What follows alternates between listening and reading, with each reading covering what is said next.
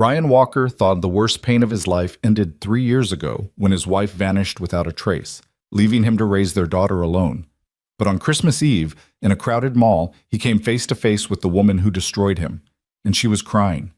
Before he could react, his 5-year-old daughter broke free from his grip and ran straight into her mother's arms. What happened next would force Ryan to confront a truth that shattered everything he believed about the woman he once loved. Stay with me until the end, and comment what city you're watching from.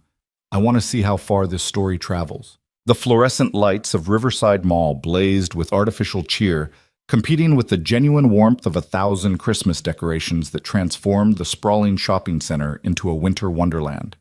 Garlands of silver and gold twisted around railings, enormous red bows adorned every storefront, and a massive Christmas tree dominated the center court, its branches heavy with ornaments that caught the light and threw it back in dancing fragments of color. Ryan Walker barely noticed any of it.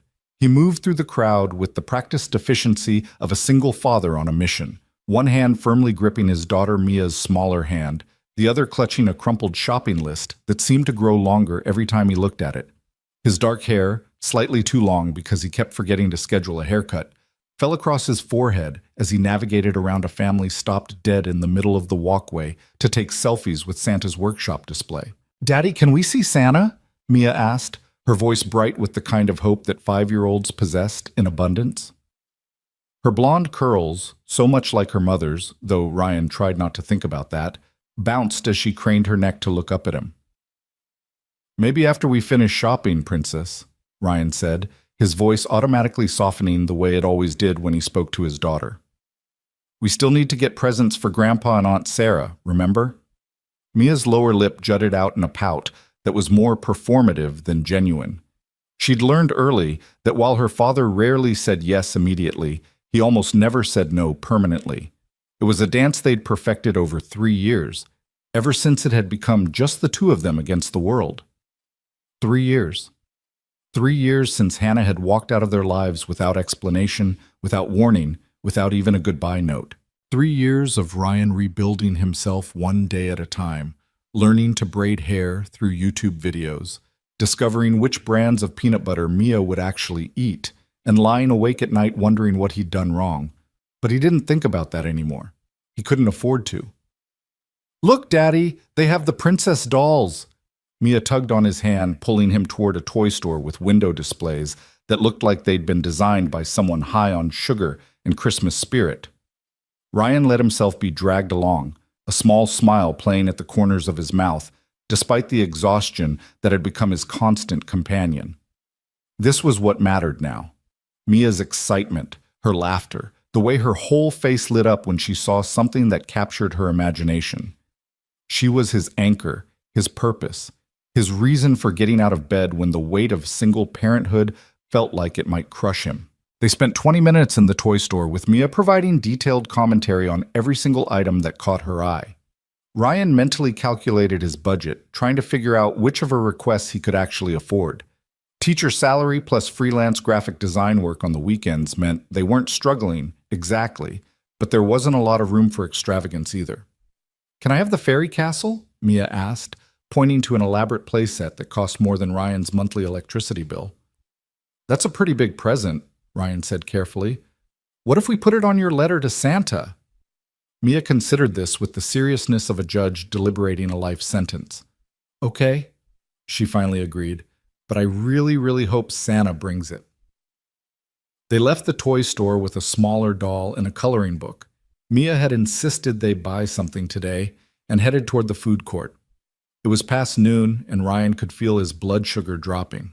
Mia, who had inherited his tendency toward hangry meltdowns, was starting to drag her feet. The food court was packed with holiday shoppers taking a break from the chaos. The smell of pizza competed with Chinese food, burgers, and something that might have been pretzels. Every table seemed occupied by families or couples, their shopping bags piled around them like defensive fortifications. Ryan was scanning for an empty spot when Mia's hand suddenly tightened around his. "Daddy," she whispered, her voice carrying a strange note that made Ryan immediately alert. "Daddy, look." "What is it, sweetheart?" "That lady." Mia pointed across the food court, her small finger trembling slightly. "Daddy, She's crying. Ryan followed his daughter's gaze, expecting to see a stranger, maybe a teenager who'd just had a fight with her boyfriend, or an elderly woman who'd gotten separated from her family. Instead, his eyes landed on a woman standing near the pretzel stand, and his entire world tilted sideways. Hannah. The name hit him like a physical blow, knocking the air from his lungs. For a moment he thought he might be hallucinating, stress-induced delusion brought on by too many Christmas songs and not enough sleep. But no, it was definitely her. 3 years older, thinner than he remembered, her blonde hair longer and pulled back in a messy bun, but unmistakably Hannah, his ex-wife, the woman who'd left them, the ghost who haunted every quiet moment. She stood alone in the crowd, oblivious to the shoppers flowing around her like water around a stone.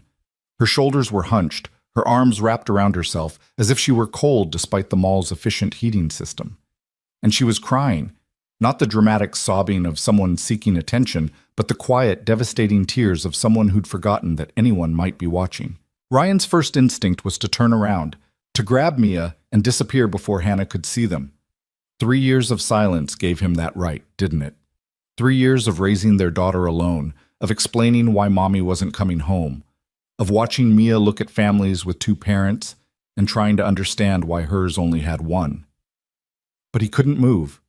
His feet seemed rooted to the cheap tile floor of the food court, his hand still clutching Mia's, his heart hammering against his ribs with a force that felt almost painful.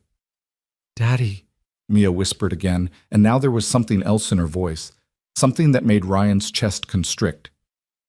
Is that Mommy?" The question nearly broke him. Mia had been 2 when Hannah left, barely more than a baby. Her memories of her mother were fragmentary at best, pieced together from the few photos Ryan had kept and the stories he'd forced himself to tell, despite the pain it caused him. He'd never wanted Mia to grow up feeling abandoned, never wanted her to internalize the message that she hadn't been enough to make her mother stay. "Yes," Ryan managed, his voice rough. "That's her." He expected Mia to shrink back, to hide behind his legs the way she did when confronted with strangers. Instead, before he could process what was happening, she pulled her hand free from his grip and ran. "Mia, wait!" Ryan's shout came too late. His daughter was already weaving through the crowd, her small body darting between adults with the fearlessness of children who haven't yet learned that the world might hurt them. Ryan took off after her, his longer legs eating up the distance, but Mia had a head start and a child's ability to slip through gaps that adults had to navigate around. His heart pounded with something beyond physical exertion, a primal fear that he couldn't name, couldn't fully articulate. Mia reached Hannah before he could stop her. The little girl threw her arms around Hannah's waist, pressing her face against her mother's coat, with an abandon that suggested muscle memory older than conscious thought. Hannah gasped, her hands flying up in shock, her tears stopping as suddenly as if someone had flipped a switch. For a moment, frozen in time, mother and daughter stood locked together while the world moved around them. Shoppers hurrying past, Christmas music playing from overhead speakers, the smell of mall food court lingering in the air. Hannah's face went through a rapid succession of emotions: shock, confusion, recognition, and then something that looked like pain mixed with joy in equal measure. Ryan skidded to a stop a few feet away, breathing hard, his mind racing to catch up with what his body already knew. This was happening. After 3 years of absence, after 3 years of silence, here was Hannah, and here was their daughter, clinging to the mother who'd abandoned her as if no time had passed at all. "Mia," Ryan said, his voice coming out harsher than he intended. "Come here, now." But Mia didn't let go. If anything, she held on tighter, her small hands gripping the fabric of Hannah's coat with fierce determination. Hannah's eyes lifted to meet Ryan's, and the impact of that gaze nearly knocked him backward. He'd forgotten how blue her eyes were, the exact shade of Mia's, and how they'd always been able to see straight through whatever defenses he tried to erect. But now those eyes were different somehow, shadowed, haunted by things he couldn't begin to guess at. "Ryan," Hannah whispered, and hearing his name in her voice after 3 years of silence felt like touching a live wire. I never thought—" "Come on, Mia," Ryan said again, ignoring Hannah completely. He couldn't do this. Not here, not now, not ever. "We need to finish our shopping." He reached for his daughter, intending to physically pull her away if necessary, but Mia turned her face up to him with an expression that stopped him cold. Her eyes, Hannah's eyes, were wet with tears, but her jaw was set with a stubbornness that was pure Ryan. "She's sad, Daddy," Mia said, her voice small but certain. "We can't leave her when she's sad." The simple logic of a 5-year-old. The uncomplicated compassion of someone too young to understand betrayal, abandonment, or the 1,000 ways that love could turn into hurt. Ryan wanted to explain that some sadness was earned, that Hannah had made her choices and had to live with the consequences, that they'd survived without her and didn't need her crashing back into their lives, especially not on Christmas Eve, especially not when they'd finally started to feel like they might be okay. But he couldn't say any of that. Not to Mia. Not while his daughter looked at him with such trust, such certainty that her father would do the right thing, even if she was too young to understand that sometimes the right thing was walking away. "Please," Hannah said, and the word came out broken, desperate. Her hands had lowered to rest gently on Mia's shoulders, as if she couldn't quite believe the little girl was real. "Please, Ryan, can we talk? 5 minutes, that's all I'm asking." 5 minutes? It seemed like such a small request, such an insignificant amount of time. But Ryan knew better. 5 minutes could unravel 3 years of careful healing. 5 minutes could undo all the work he'd done to build a life that felt stable, predictable, safe. "You don't get to ask for anything," Ryan said, his voice low and hard. "You gave up that right when you left." Hannah flinched as if he'd struck her, but she didn't let go of Mia. "I know," she said quietly. "I know I don't deserve it, but I'm asking anyway. For her sake, if not mine." It was a low blow invoking Mia, and they both knew it. Ryan's hands clenched into fists at his sides. Every instinct screamed at him to grab his daughter and run, to put as much distance between them and this ghost from their past as possible. But Mia was watching him with those impossibly blue eyes, and he could see the question forming behind them. Would Daddy be kind? Would Daddy be the person he'd always taught her to be? The person who helped others, who listened, who tried to understand? The weight of his own parenting came back to bite him. 5 minutes, Ryan finally said, the words feeling like they were being dragged from somewhere deep inside his chest. "That's it. Then we're done." Hannah's relief was so palpable it was almost painful to witness. "Thank you," she breathed. "Thank you, Ryan." He didn't respond. Instead, he looked around the crowded food court, searching for somewhere they could have this conversation without an audience of holiday shoppers. His eyes landed on a small cafe tucked into a corner, one of those chain coffee shops that seem to exist in every mall in America. "There," he said, pointing. "We'll talk there." The walk to the cafe felt surreal, like moving through a dream where everything was slightly off. Ryan kept one hand on Mia's shoulder, a possessive gesture that he wasn't proud of but couldn't seem to stop. Hannah walked beside them, maintaining a careful distance, as if she understood that any attempt to get closer would shatter the fragile agreement they'd reached. The cafe was quieter than the main food court, with a handful of tables occupied by people tapping on laptops or reading books. Christmas music played here too, but softer, almost gentle.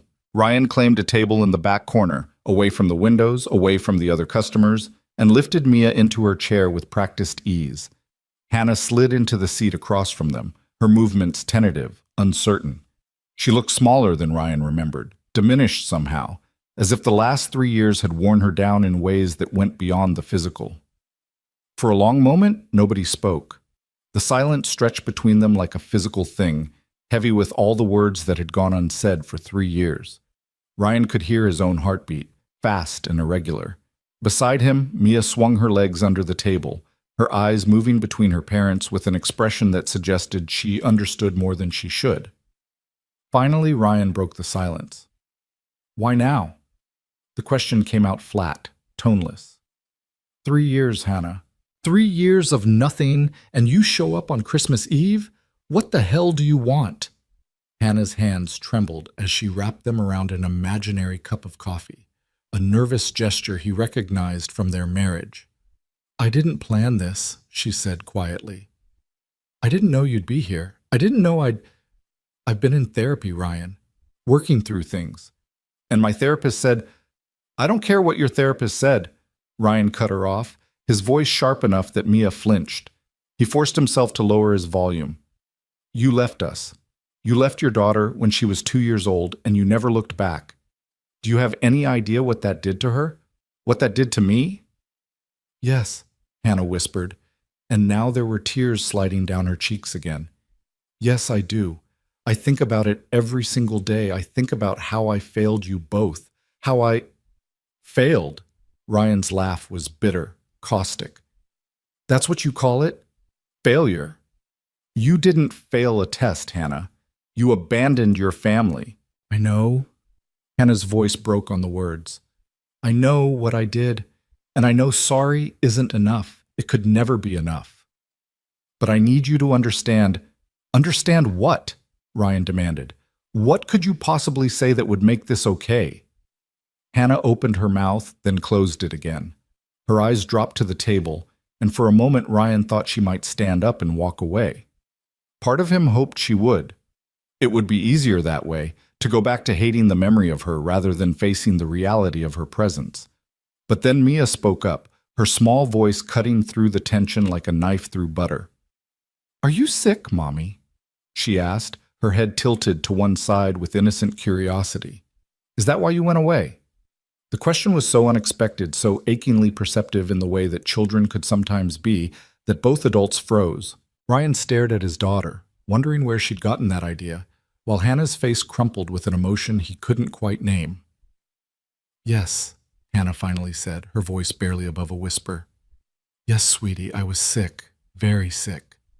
But you're better now? Mia pressed, leaning forward with intense interest. That's why you came back? Hannah's eyes lifted to meet Ryan's, and in them he saw a plea, asking permission, asking for understanding, asking for something he wasn't sure he was capable of giving. I'm getting better, Hannah said carefully. I'm trying to be better. It's hard, and it takes a long time, but I'm trying. Ryan wanted to interrupt, to call her out on the vague non-answers, but something stopped him. Maybe it was the raw honesty in her voice. Maybe it was the way Mia was looking at Hannah with such hope, such trust. Or maybe it was the tiny, traitorous part of his heart that remembered what it felt like to love this woman before everything fell apart. What kind of sick? He asked, his voice rough but no longer quite so hostile. What happened, Hannah? Hannah's hands were shaking so badly now that she had to press them flat against the table to keep them still. She took a deep breath, then another, as if gathering courage for a confession. Postpartum depression, she finally said, the words tumbling out in a rush. After Mia was born, I had postpartum depression. Severe. And I didn't understand it, Ryan. I didn't know what was happening to me. I thought... Her voice broke. I thought it meant I was a terrible mother. I thought it meant I didn't love you or Mia enough. And the more I tried to fight it, the worse it got. Ryan felt like the ground had shifted beneath his feet. Postpartum depression. The words echoed in his mind, pulling up memories he'd buried. Hannah's tearful nights, her distant stares, the way she'd sometimes look at Mia with an expression that seemed more like terror than love. He'd noticed, of course he'd noticed, but he'd attributed it to exhaustion, to the normal stress of new parenthood. Why didn't you tell me? He asked, and now his voice was quieter, the anger seeping away to reveal the hurt beneath. Why didn't you let me help you? Because I was ashamed, Hannah said, tears streaming freely now. Because I looked at other mothers who seemed to handle everything so easily, and I couldn't understand why I was struggling so much. Because every time I looked at Mia, I felt like I was failing her, and I thought, she swallowed hard, I thought if I left, you'd find someone better, someone who could be the mother she deserved. The confession hung in the air between them, heavy with years of pain and misunderstanding. Ryan's mind was racing, trying to reconcile this new information with the narrative he'd constructed over the past 3 years. He told himself Hannah had left because she didn't care, because she'd found something or someone more important than her family. The possibility that she'd left because she cared too much, that her love had been warped by illness into something that looked like abandonment, had never occurred to him. You should have told me, he repeated, but the accusation had lost its bite. We could have gotten you help. We could have... I couldn't think clearly, Hannah interrupted, her voice desperate with the need to be understood. That's what depression does, Ryan. It lies to you. It tells you that everyone would be better off without you, that you're a burden, that your presence causes more harm than good. And I believe those lies. God help me, I believed them so completely that leaving seemed like the kindest thing I could do. Mia had been quiet during this exchange, her eyes moving between her parents like she was watching a tennis match. Now she reached out and put her small hand over Hannah's trembling one. "But you miss us?" Mia asked, her voice impossibly gentle for someone so young. "When you went away, did you miss us?" Hannah looked down at their joined hands, her own pale and shaking, Mia's small and steady, and let out a sound that was half sob, half laugh. "Every second," she said. "Every single second of every single day. I missed you so much I thought it might kill me. And maybe that's what I wanted at first. But then I got help, real help, and I started to understand that what I'd done wasn't love. It was illness. And by the time I realized that, so much time had passed that I didn't know how to come back. I didn't know if you'd want me to." Ryan sat back in his chair feeling like he'd been hollowed out and refilled with something he couldn't quite identify. Anger was still there, yes, but it was mixed now with grief, confusion, and something that might have been understanding, or at least the beginning of it. "You hurt us," he said quietly. "You hurt Mia. Do you know how many times she's asked me why her mommy doesn't love her? How many times I've had to lie and say it wasn't her fault?" "It wasn't her fault," Hannah said fiercely, leaning forward with sudden intensity. "Ryan, please, you have to make sure she knows that. None of this was her fault. She is perfect, absolutely perfect. And the fact that I couldn't see that when I was sick doesn't change how true it is." "Did you stop loving us, Mommy?" Mia asked, her voice small but direct. It was the question she'd apparently been building up to, the one that mattered more than all the others. Hannah's face crumpled. She reached across the table with both hands, not quite touching Mia but coming close, as if afraid that contact might break the spell. "Never," she said, her voice thick with tears. "Not for 1 second.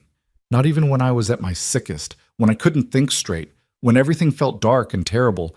Even then, I loved you. I loved you so much it scared me." "Then it's okay," Mia said with the simple certainty of a child who hasn't yet learned that love doesn't fix everything. "You're here now." Ryan closed his eyes, overwhelmed by the conversation, by the revelations, by the weight of 3 years' worth of pain trying to be compressed into 5 minutes. He could feel his carefully constructed defenses cracking, the walls he'd built to protect himself and Mia starting to crumble. This wasn't supposed to happen. Hannah was supposed to be the villain in their story, the woman who'd chosen herself over her family, who'd proven that love wasn't enough, who'd left them to pick up the pieces alone. The narrative was clean that way, simple. It made sense. But this, mental illness, depression, a mother who'd left because she'd believed it was the right thing to do, this was messier, more complicated, harder to categorize as simply good or bad. "My mom is sick too," Hannah said suddenly, pulling Ryan from his thoughts. "My mother. She has cancer, stage 4. The doctors say..." She trailed off, unable to finish the sentence. "I came home to take care of her. That's why I'm back in town. I've been here for 2 weeks trying to work up the courage to maybe see you guys. But I didn't know how. I didn't know if you'd even want to see me. And then today, I was feeling overwhelmed, and I came to the mall because it seemed less lonely than my mother's empty house, and then Mia found you," Ryan finished quietly. "And then Mia found me," Hannah agreed, a ghost of a smile touching her lips as she looked at their daughter, just like she always did when I couldn't find myself. The reference to the past, to when they'd been a family, when Hannah would hide during bad days and tiny Mia would seek her out with the instinct of someone following a homing signal, hit Ryan harder than he expected. He remembered those moments, though he'd tried to forget them. Hannah curled up in the bedroom with the lights off, Mia toddling in with her favorite stuffed animal to keep Mommy company. He'd thought it was sweet at the time. Now he understood it had been a symptom of something much darker. "I'm sorry about your mom," Ryan said, because whatever else had happened between them, he'd always liked Hannah's mother. Eleanor had been kind to him, had welcomed him into the family, had cried happy tears at their wedding. The news that she was dying felt like another loss piled onto the ones they were already trying to process. "Thank you," Hannah said quietly. "She asks about you sometimes. About Mia. I show her the pictures from your Facebook page. I hope that's not creepy. I needed to see that you were okay, that Mia was growing up happy and healthy." Ryan hadn't known Hannah was following his social media. He'd never blocked her. It had seemed pointless when she'd disappeared so completely, but he'd never thought about her actually looking, actually keeping track of them from a distance. "How long are you staying?" The question came out before Ryan could stop it, and he immediately regretted asking. It sounded too much like interest, like caring, like he was considering something he absolutely should not be considering. "I don't know," Hannah admitted. "As long as Mom needs me. Weeks, maybe months. We're taking it day by day." "I'm sorry," Mia said suddenly, her voice sad. "I'm sorry your mommy is sick too." Hannah's composure finally shattered completely. She put her face in her hands and sobbed. Not the quiet tears from before, but the kind of crying that came from somewhere deep and broken inside. Mia looked alarmed, her eyes flying to Ryan for guidance. Against his better judgment, against every self-protective instinct he possessed, Ryan reached across the table and put his hand over Hannah's wrist. Just that. A simple touch, brief and careful. But it was enough to make her lift her head, her eyes red and swollen, her face blotchy with tears. "Thank you," she whispered, not pulling away from his touch. "Thank you for talking to me, for letting me explain. I know it doesn't change anything, but it changes some things," Ryan interrupted quietly.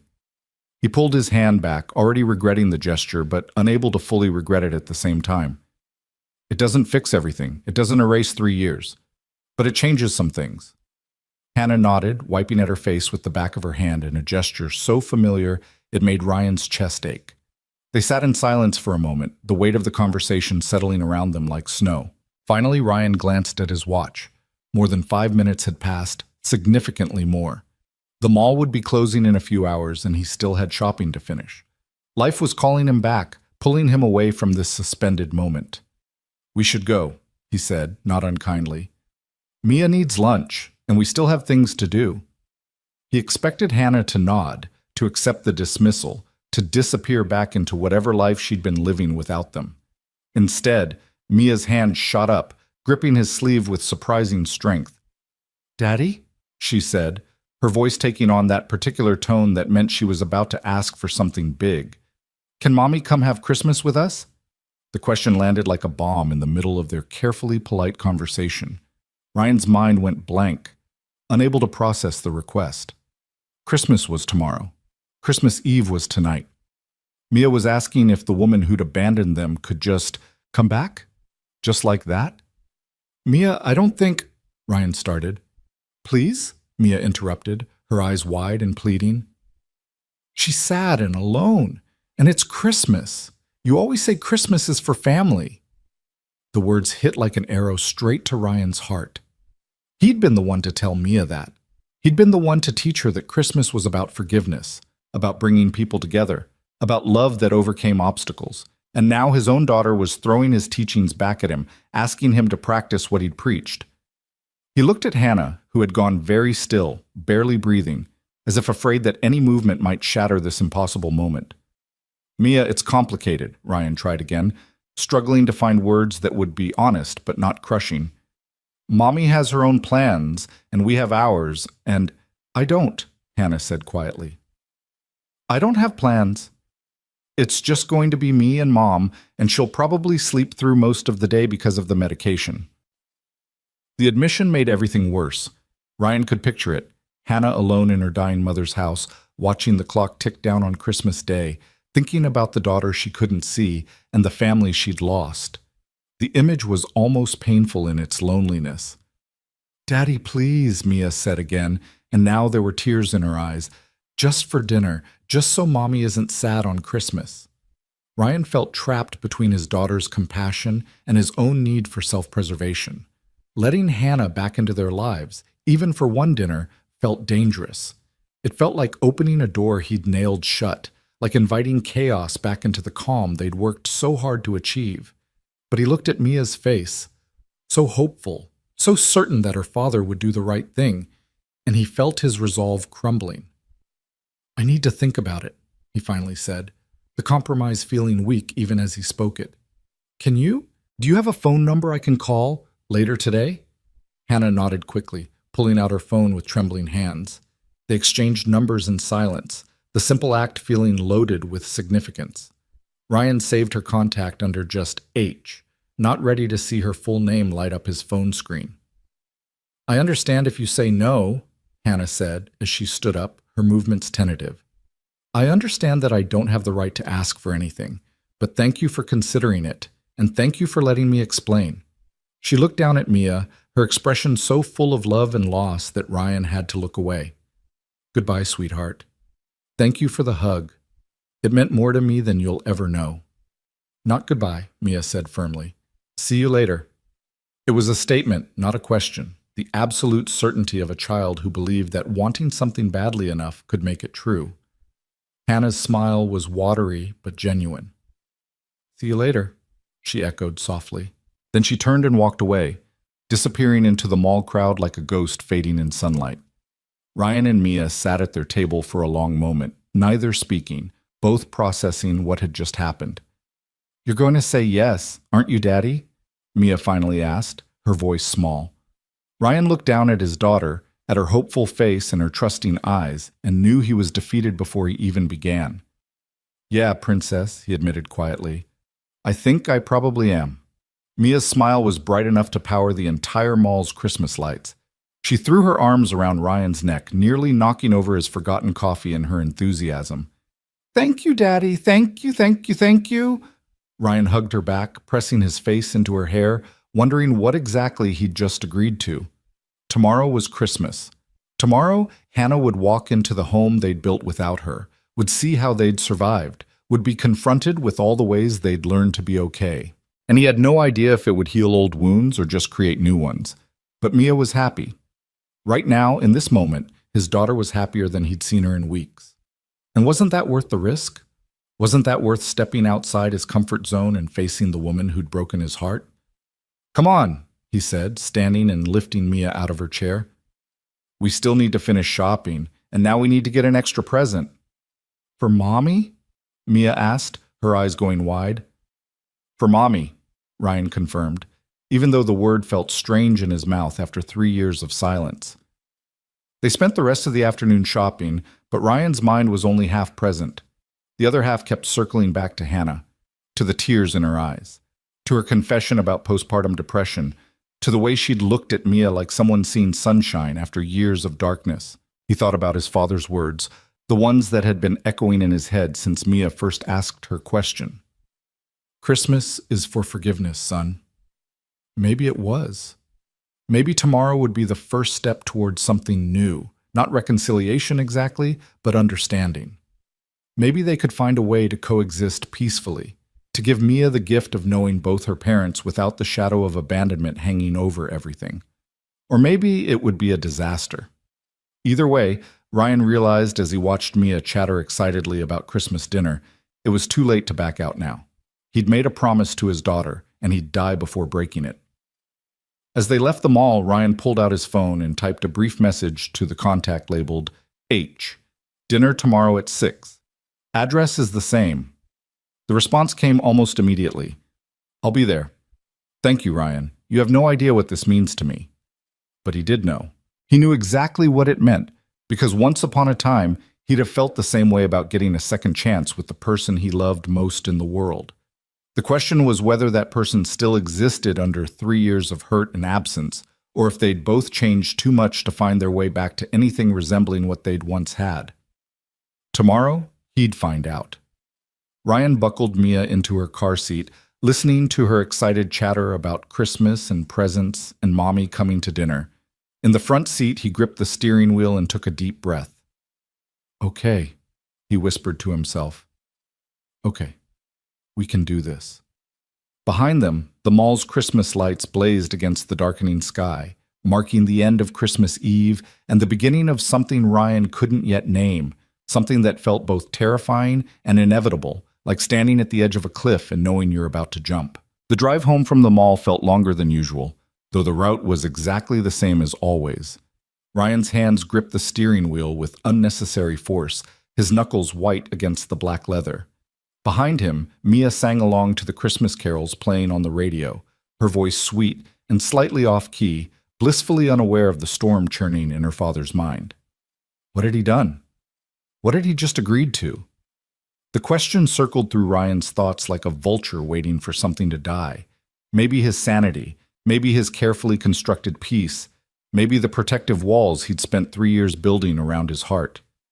Inviting Hannah to Christmas dinner seemed like the kind of impulsive decision that would make perfect sense in a holiday movie and absolutely no sense in real life. He pulled into the driveway of their modest 2-story house, the one he'd bought 6 months after Hannah left, because living in their old apartment had felt like drowning in memories. The Christmas lights he and Mia had hung last weekend blinked cheerfully from the roofline, and a wreath made from Mia's handprints decorated the front door. It was home. Their home, built from the ashes of what used to be. And tomorrow, he was inviting the person who'd burned it all down to come inside. "Can we make cookies tonight, Daddy?" Mia asked as he unbuckled her from the car seat. "For Santa and for Mommy?" Ryan managed a smile that felt only slightly forced. "Sure, Princess. We can make cookies." Inside, the house smelled like the pine-scented candles Ryan had been burning all week, trying to create the perfect Christmas atmosphere. The tree stood in this corner of the living room, decorated with an eclectic mix of ornaments collected over years. Some from Ryan's childhood, some from the brief years of their marriage, and many newer ones marking milestones that only he and Mia had shared. While Mia changed out of her mall clothes and into the reindeer pajamas she insisted on wearing despite it only being late afternoon, Ryan stood in the kitchen and stared at his phone. Hannah's number glowed on the screen, a connection to a past he'd tried so hard to bury. He should call his sister. Sarah would talk sense into him, would remind him of all the reasons this was a terrible idea. She'd been there through the worst of it, had flown in and stayed for 2 weeks after Hannah left, had helped him figure out daycare and cooking and how to French braid hair well enough that Mia wouldn't get teased at preschool. Sarah had every right to be furious that he was even considering this. But he didn't call her. Instead, he opened the refrigerator and began pulling out ingredients for dinner, letting the familiar routine calm his racing thoughts. Mia bounded into the kitchen 20 minutes later, her energy seemingly limitless. "What are we making for Christmas dinner tomorrow?" she asked, climbing onto one of the bar stools at the counter. "Something special, right? Because Mommy's coming?" Ryan set down the chicken he'd been about to season. "What do you think we should make?" Mia's face scrunched up in concentration, a gesture she'd inherited from him. "Turkey?" she suggested. "Like at Thanksgiving? And mashed potatoes? And those green beans you make with the crispy onions?" "That sounds good," Ryan agreed, mentally calculating whether he had time to shop for all of that tomorrow morning. "We'll need to go to the store early." "I'll help," Mia volunteered enthusiastically. "I'm a good helper, right, Daddy?" "The best helper," Ryan confirmed, reaching over to ruffle her hair. They made dinner together, just spaghetti and frozen meatballs, nothing fancy, and ate while watching a Christmas movie that Mia had seen approximately 700 times but still found hilarious.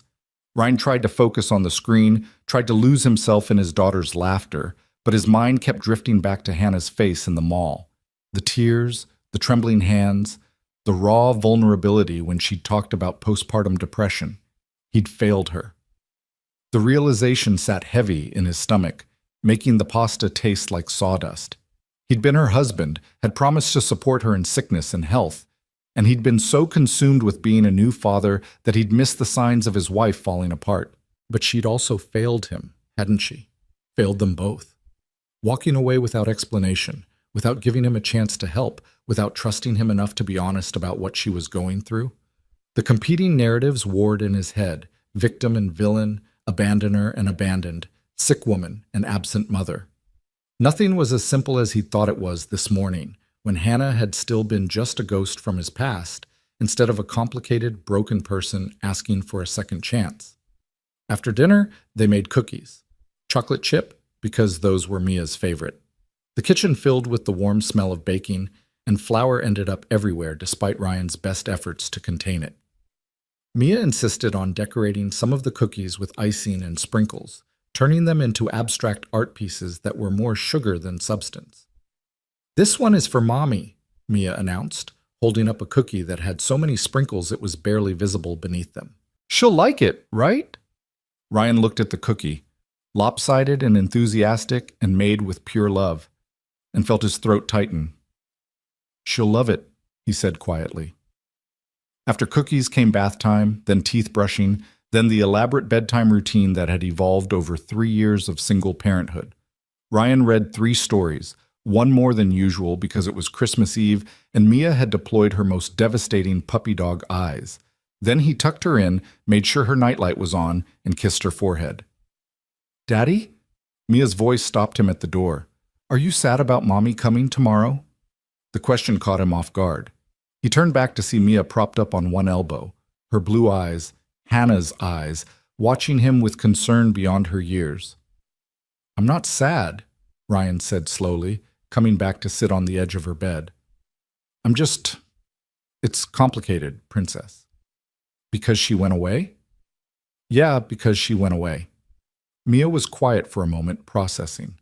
"But she was sick," she finally said. "People can't help being sick. You told me that when I got the flu." Ryan had to smile at the child logic, even as it skewered him.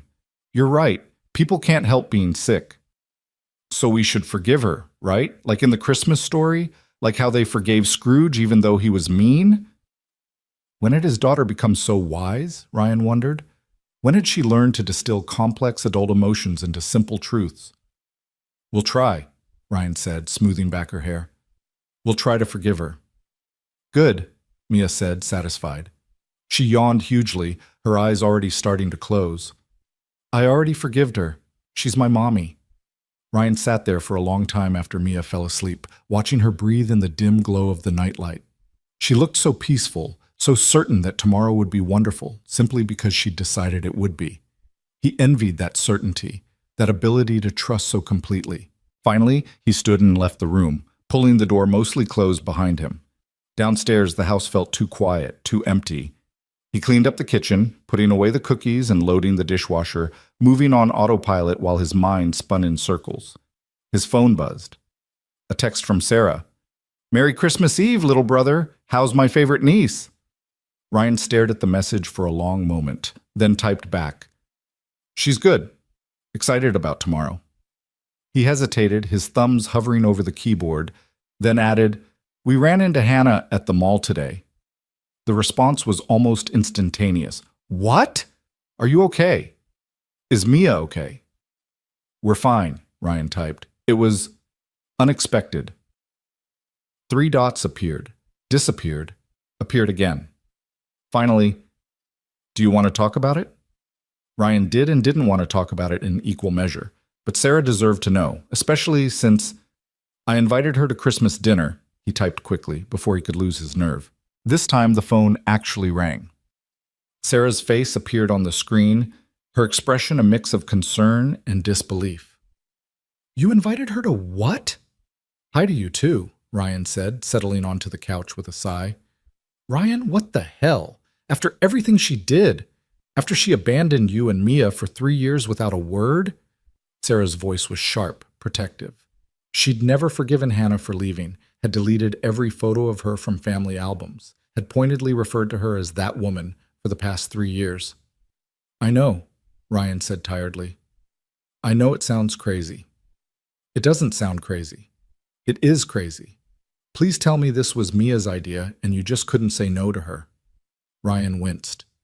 "It was Mia's idea," he admitted. "But Sarah, you should have seen Hannah. She was crying in the middle of the mall, and when she saw Mia..." He broke off, struggling to find words.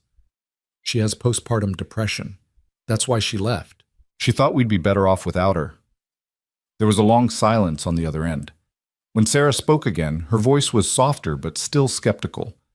"Postpartum depression doesn't give someone a pass on abandoning their family, Ryan. Yes, it's a real illness and it's serious, but there are treatments, there's therapy, there's medication. She had options besides just disappearing." "I know," Ryan said again. "I'm not saying what she did was okay. I'm just saying it's more complicated than I thought." And you think one Christmas dinner is going to fix 3 years of damage? No, Ryan said quietly. I don't think it's going to fix anything, but Mia asked, and I couldn't tell her no. You know how she is. Sarah sighed heavily. I do know how she is. That kid could convince anyone to do anything with those eyes. She gets that from you, by the way. You had the same puppy dog look when we were kids. Despite everything, Ryan smiled. I did not. You absolutely did. How do you think you got me to take the blame that time you broke Mom's vase? They talked for a few more minutes, Sarah extracting a promise that Ryan would call her immediately if the dinner went south. And I'm coming over the day after Christmas, she declared. I need to assess the damage in person. After they hung up, Ryan sat in the quiet living room, staring at the Christmas tree lights. They blinked in a pattern, blue, white, red, green, hypnotic and soothing. He remembered picking out this tree with Mia, how she'd insisted on the one that was slightly crooked because it looked sad and needed a home. His daughter had a gift for seeing the lonely, the broken, the ones who needed help. Maybe that's what she'd seen in Hannah today. Not the mother who'd abandoned her, but a person in pain who needed forgiveness. Ryan's phone buzzed again. This time it was from Hannah. I can't sleep. I keep thinking about today. About Mia. She's so beautiful, Ryan. You've done an amazing job with her.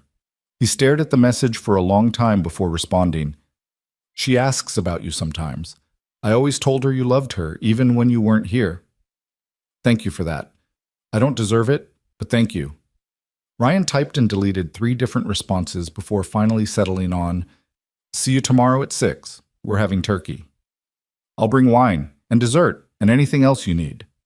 Just bring yourself, Ryan typed, then immediately regretted how that sounded. Too intimate, too much like an invitation to be part of their lives again, rather than just a guest at one dinner. But the message was sent, and he couldn't take it back. He forced himself to go to bed, though sleep felt impossible.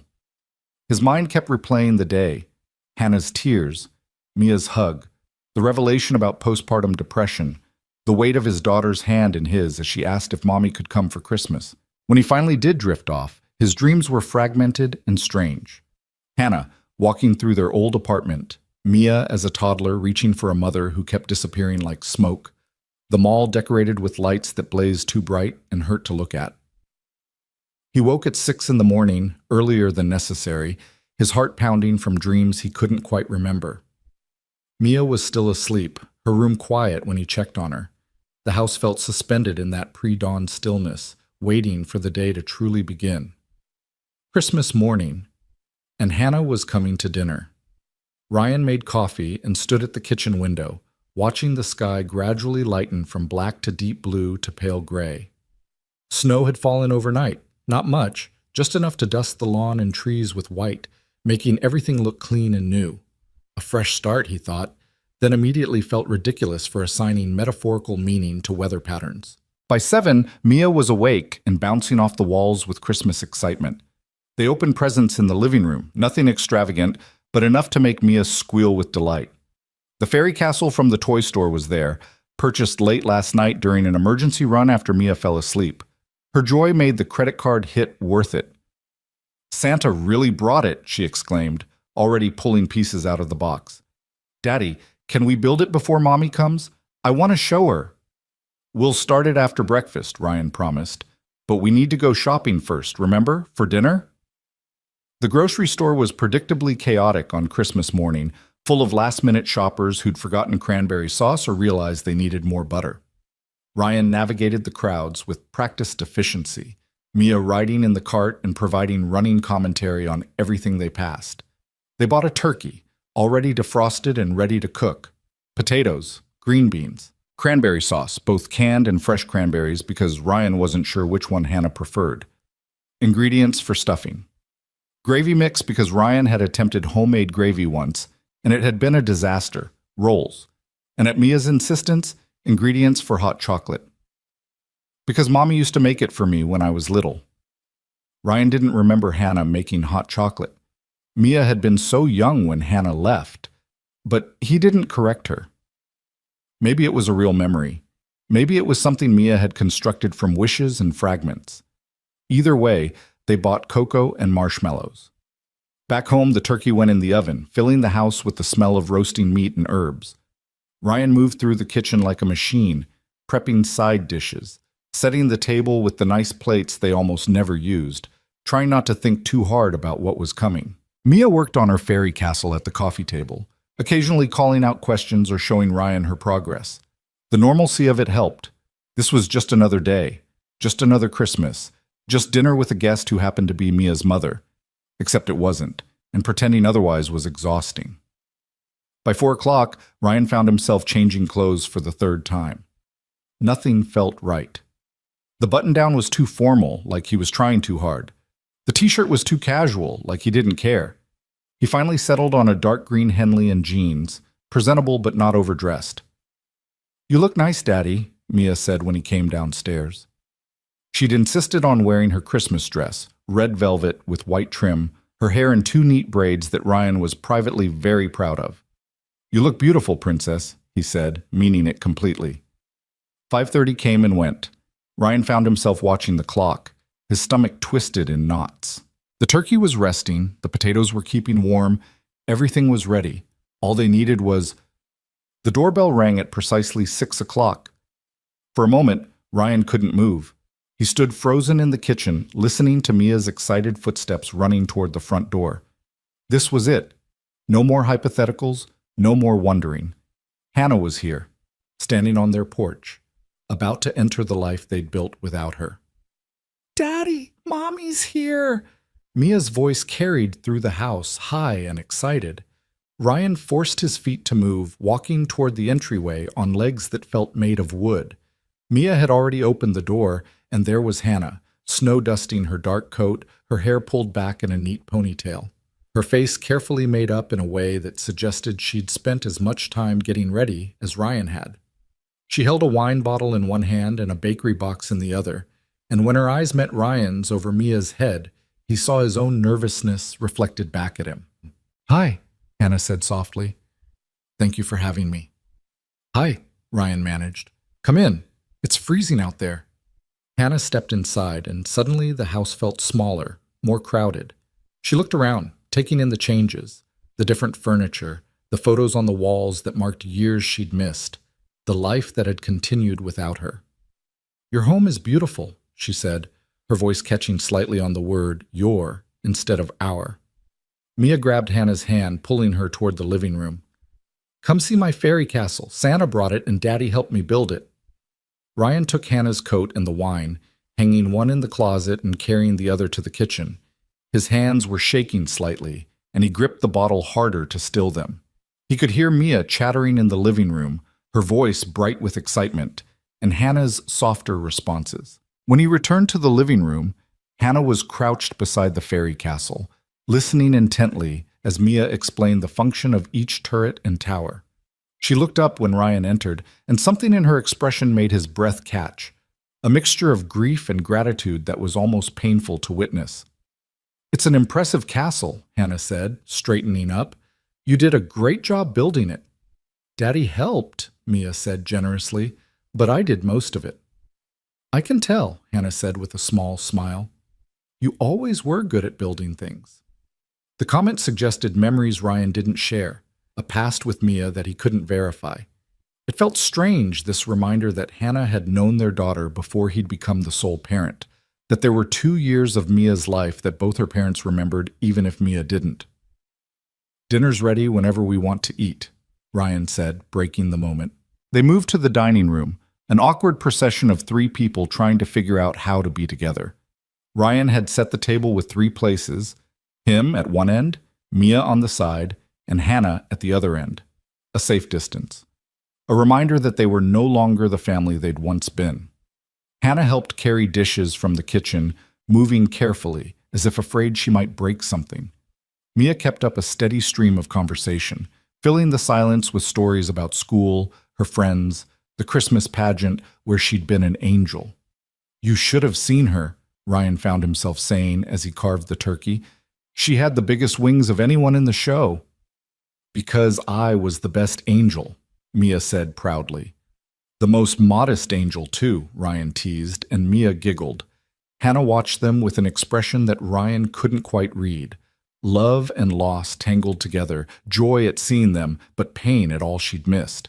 When they finally sat down to eat, she seemed to gather herself, deliberately brightening her expression. "This looks amazing, Ryan," she said, looking at the spread of food.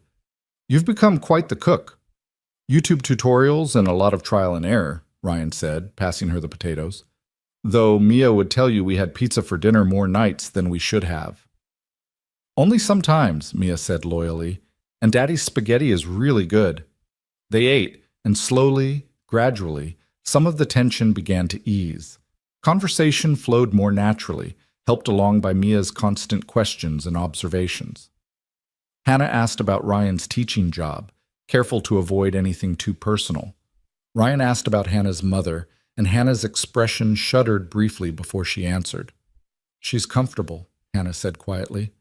"The hospice nurses are wonderful. She was sleeping when I left, but I told her where I was going. She was glad." "I'm sorry you're going through that," Ryan said, and meant it despite everything else. "Thank you," Hannah whispered. After dinner, Mia insisted they have hot chocolate, even though everyone was full from the meal. Hannah's face lit up when Mia made the request, and she joined Ryan in the kitchen to help prepare it. They worked in careful choreography, maintaining distance, avoiding accidental touches. But once, when Hannah reached for the milk at the same moment Ryan did, their hands brushed. The contact was brief, barely a second, but Ryan felt it like an electric shock. "Sorry," Hannah murmured, pulling back. "It's fine," Ryan said, his voice rougher than intended. They brought the hot chocolate to the living room, where Mia had curled up on the couch looking sleepy despite her excitement. The fairy castle stood on the coffee table, its small lights twinkling in the dimness. Ryan had turned on only the Christmas tree lights, creating a soft, warm atmosphere. "This is nice," Hannah said softly, settling into the armchair, notably not on the couch where Ryan and Mia sat. "Thank you again for letting me be here." "Mommy?" Mia's voice was getting drowsy, her head leaning against Ryan's shoulder. "Can you tell me a story, like you used to?" Hannah's eyes filled with tears. "You remember that?" "Kind of," Mia said. "I remember your voice. It was nice." "I'd love to tell you a story," Hannah said, her voice thick with emotion. And so Hannah began to speak, her voice soft and melodic, telling a story about a brave princess and a dragon who just wanted to be friends. Ryan listened, and memories flooded back, nights when Hannah would read to baby Mia, her voice carrying through the apartment, the three of them crowded together in the nursery rocking chair. How had they lost this? How had something that felt so solid, so permanent, crumbled into nothing? Mia's eyes drifted closed as Hannah spoke, her breathing evening out into sleep. The story wound down, and silence filled the room.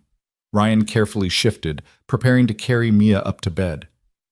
"Let me," Hannah whispered. "Please. I know I don't have the right, but—" Ryan hesitated, every protective instinct screaming at him to say no. But something in Hannah's face, the desperate hope, the aching need to have this one small moment, made him nod. Hannah lifted Mia with the practiced ease of muscle memory, cradling their daughter against her chest.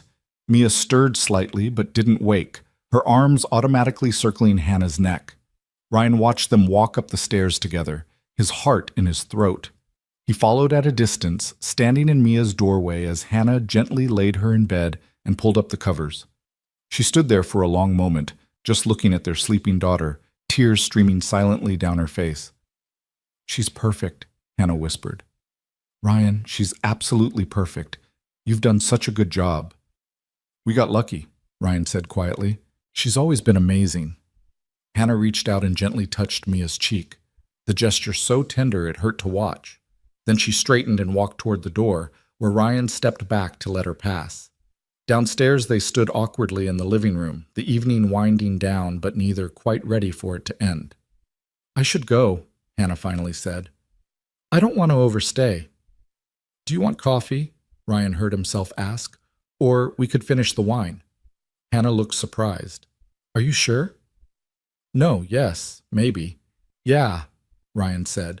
"We should talk. Actually talk." They settled at opposite ends of the couch, still maintaining distance, with fresh glasses of wine.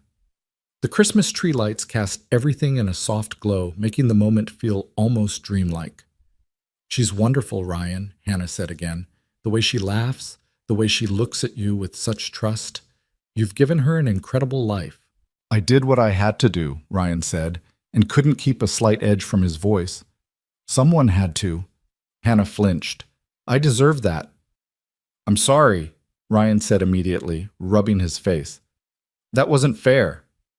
"It was completely fair," Hannah countered. "Ryan, I don't expect you to forgive me. I don't even expect you to understand. But I need you to know that leaving was the hardest thing I've ever done. And every day since has been about trying to become someone worthy of coming back." "Then why didn't you?" The question burst out of Ryan before he could stop it. "Why didn't you come back sooner? If you were getting help, if you were getting better, why wait 3 years? Hannah was quiet for a long moment, staring into her wine. "Fear," she finally admitted. "Pure, paralyzing fear that you'd tell me no, that Mia wouldn't remember me, that I'd lost my chance and there was no way back. Every time I thought about reaching out, I convinced myself it was too late, that I'd done too much damage, that you'd both moved on. We did move on," Ryan said quietly. "We had to. But that doesn't mean—" He stopped, unsure how to finish the sentence. "Doesn't mean what?" Hannah prompted gently. "I don't know," Ryan admitted. "I don't know what it means. All I know is that Mia was so happy tonight, and I haven't seen her that happy in a long time. And that has to mean something, right?" "It means she has a good heart," Hannah said, "like her father." The compliment made Ryan uncomfortable. He didn't want to be seen as good, as forgiving. He wanted to hold on to his anger because anger was safe. Anger kept him protected. But sitting here, watching Hannah struggle with her own emotions, seeing the genuine remorse in every line of her face, it was harder to maintain that anger than he'd expected. "I'm not ready to forgive you," Ryan said, needing to make that clear. "I don't know if I ever will be. What you did, leaving without explanation, without even trying to get help first, it nearly destroyed me. There were days I didn't think I could do it, days when Mia would cry for you and I had no idea how to explain where you'd gone or why you'd left." "I know," Hannah whispered. "God, Ryan, I know. And I would take it all back if I could. I would do everything differently." "But you can't," Ryan said simply. "We can't go back. We can only figure out what happens now." "What do you want to happen?" Hannah asked, her voice tentative. Ryan thought about it, really thought about it. "I want Mia to have a relationship with her mother," he finally said. "I want her to know that you love her, that you didn't leave because of anything she did. Beyond that?" He shook his head. "I don't know. I can't think that far ahead." "That's fair," Hannah said. "That's more than fair. Whatever you're willing to give, I'll take. Just thank you for tonight, for giving me this chance." They talked for another hour, carefully navigating around the biggest wounds while slowly excavating the smaller truths. Hannah told him about therapy, about the medication that finally helped clear the fog that had consumed her after Mia's birth. Ryan told her about learning to be a single parent, about the small victories and the hard days. It wasn't comfortable exactly, but it felt necessary, like lancing a wound that had been festering for too long. When Hannah finally left, standing on the porch as snow began to fall again, she turned back one more time. "Can I see her again? Maybe after the holidays, when things are less hectic?" Ryan nodded slowly. "We'll figure something out, for Mia's sake." "For Mia's sake," Hannah agreed. But as Ryan watched her drive away, taillights disappearing into the snowy night, he wondered if they were both lying, if this was really just about their daughter, or if something else was stirring beneath the surface, something that felt dangerous and hopeful in equal measure. Ryan stood at the front window long after Hannah's car disappeared, watching snowflakes drift through the glow of the streetlights. The house felt different now, charged with something he couldn't name, as if Hannah's presence had disturbed the careful equilibrium he'd spent 3 years establishing. He could still smell her perfume faintly in the living room, something floral and unfamiliar that wasn't the scent he remembered from their marriage. Everything about her was familiar and foreign at once, and that dissonance left him feeling unmoored. He cleaned up the kitchen in silence, washing wine glasses and putting away leftovers, his hands moving through familiar motions while his mind spun in circles. The evening had gone better than he'd expected. No dramatic confrontations, no tears beyond Hannah's quiet moment in Mia's room, no reopening of wounds that couldn't be stitched back together in one night. But better than expected didn't mean good, and it certainly didn't mean resolved.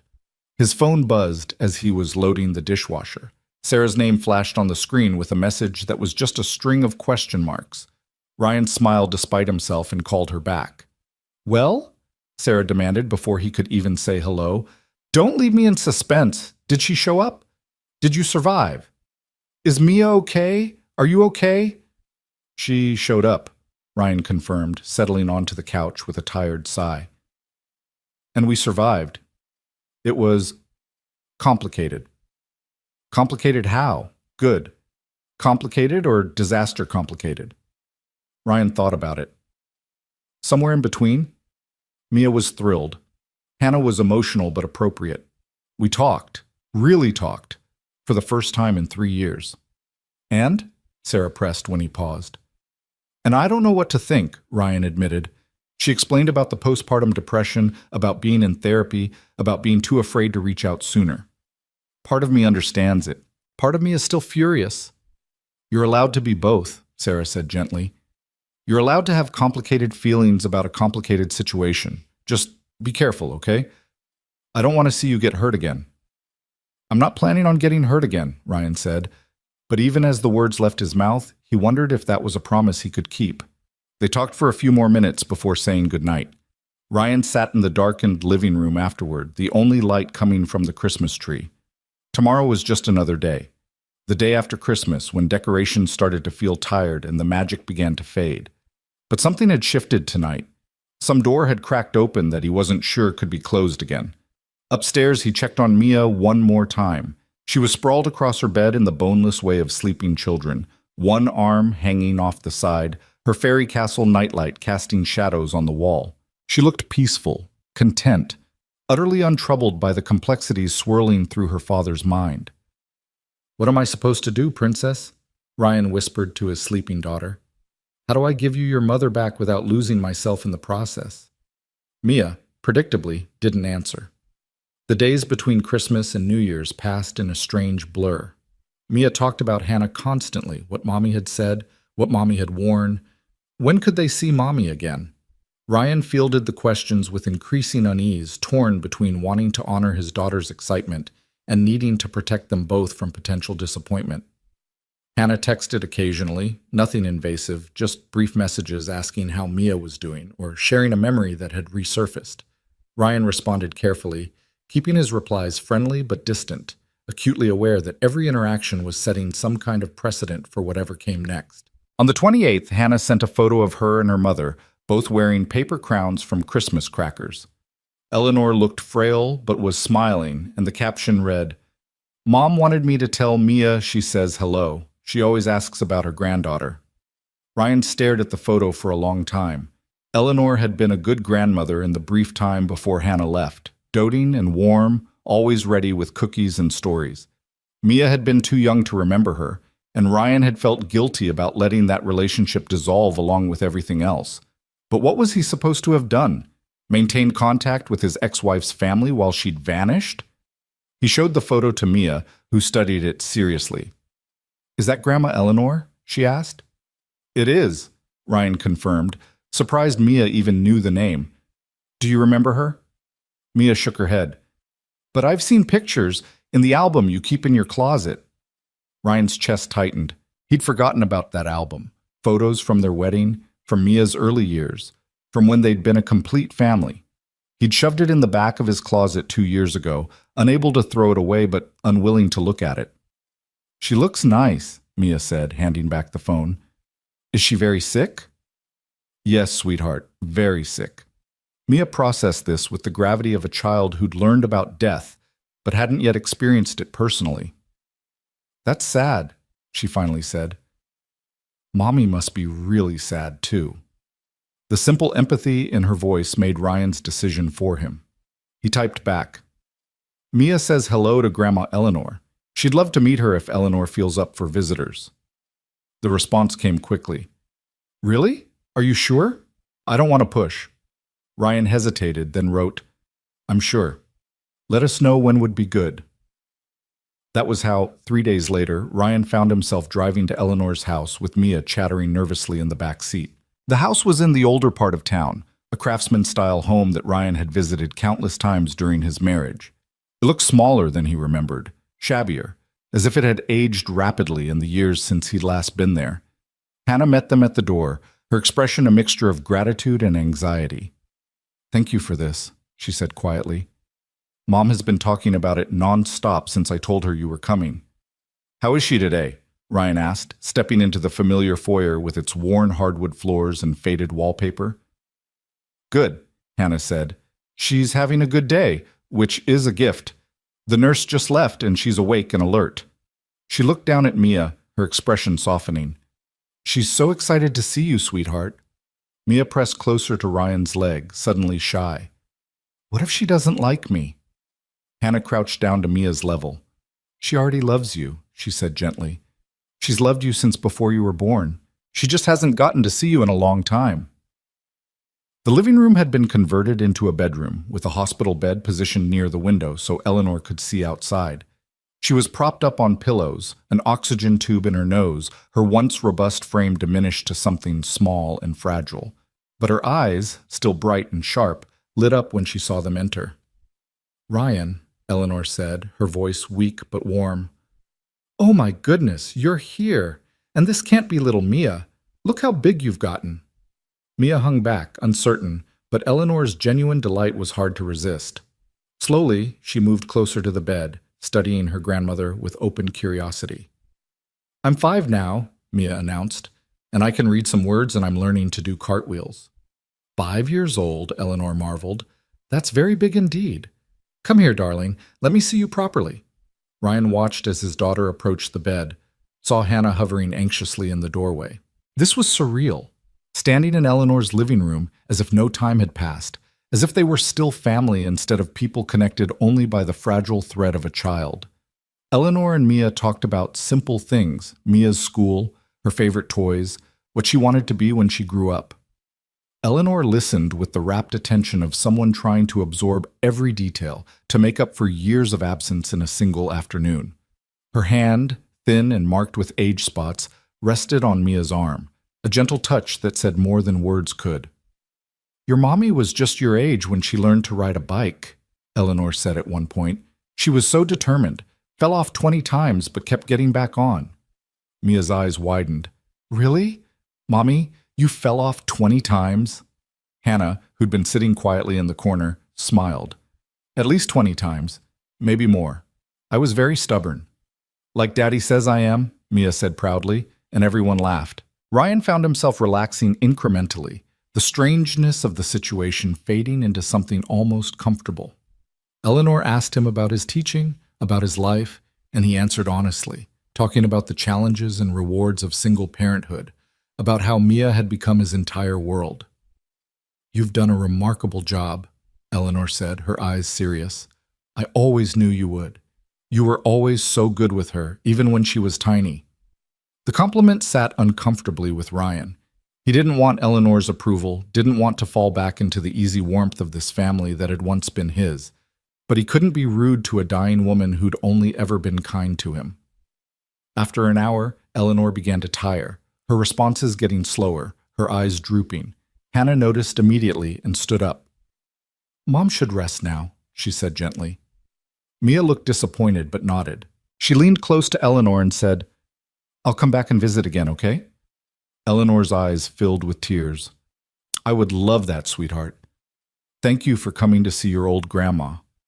You're not that old, Mia said loyally, and Eleanor laughed even as she cried. Hannah walked them to the door, and this time Ryan was the one who lingered. Thank you, Hannah said again. You have no idea what this meant to her, to both of us. Mia enjoyed it, Ryan said, which was true but felt inadequate. Can I? Hannah hesitated. Would it be okay if I called sometimes to talk to Mia? I know I don't have the right to ask, but you can call, Ryan heard himself say. Not every day, but sometimes. We'll figure out a schedule. The relief on Hannah's face was almost painful to witness. Thank you, Ryan. Thank you. In the car, Mia was quiet for the first few minutes before asking, "Is Grandma Eleanor going to die soon?" The question was direct in the way children's questions often were, cutting through pretense to the heart of things. Ryan gripped the steering wheel tighter. Probably yes. That's what happens when people get very sick like she is. That's sad, Mia said, echoing her earlier sentiment. Mommy will be really sad. Yes, she will, Ryan agreed. Can we help her when she's sad? Ryan glanced in the rearview mirror at his daughter, seeing the concern on her small face. When had she become so empathetic, so attuned to others' pain? What do you think we should do? He asked. Mia thought about it seriously. We could visit more, and maybe bring her food. You always say food helps when people are sad. A laugh escaped Ryan despite everything. I do say that, don't I? So can we help Mommy when Grandma Eleanor dies? The when instead of if struck Ryan as both realistic and heartbreaking. Yes, he said quietly. We can help her. The schedule they established was loose but consistent. Hannah called twice a week to talk to Mia, usually for 20 or 30 minutes. The conversations were carefully monitored at first, with Ryan staying close enough to intervene if necessary. But Hannah proved herself over and over, asking appropriate questions, sharing age-appropriate stories, never making promises she couldn't keep. They visited Eleanor 2 more times before she took a sudden turn for the worse. Hannah's text came at 3 in the morning. Mom's in the hospital. They don't think it will be much longer. I know it's the middle of the night, but I wanted you to know. Ryan stared at the message in the darkness of his bedroom, listening to the house's quiet creaks and sighs. He should go back to sleep. This wasn't his problem, wasn't his family anymore. But he thought about Hannah sitting alone in a hospital waiting room, about Eleanor who'd welcomed him with open arms when he'd married her daughter, about Mia's insistence that they should help when Mommy was sad. He texted back, "Do you need anything?" The response took several minutes. Just knowing someone cares, that's enough. But it wasn't enough, Ryan realized. He got up, checked on Mia, still sleeping soundly, and called Sarah. Someone better be dead or dying, Sarah answered groggily. Dying, Ryan confirmed. Hannah's mom, she's in the hospital. I'm thinking about going there. There was a long pause. Are you asking my permission or my opinion? I don't know, both? Sarah sighed, and Ryan could picture her sitting up in bed, running her hands through her hair the way she did when thinking. You're going to go whether I think it's a good idea or not, aren't you? Probably, Ryan admitted. Then go. But Ryan, remember that supporting someone through grief doesn't mean you have to let them back into your life permanently.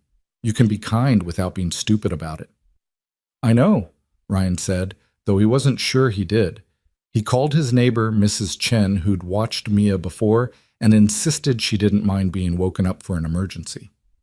Within 30 minutes, Mia was still asleep in Mrs. Chen's guest room, and Ryan was driving through empty pre-dawn streets toward the hospital.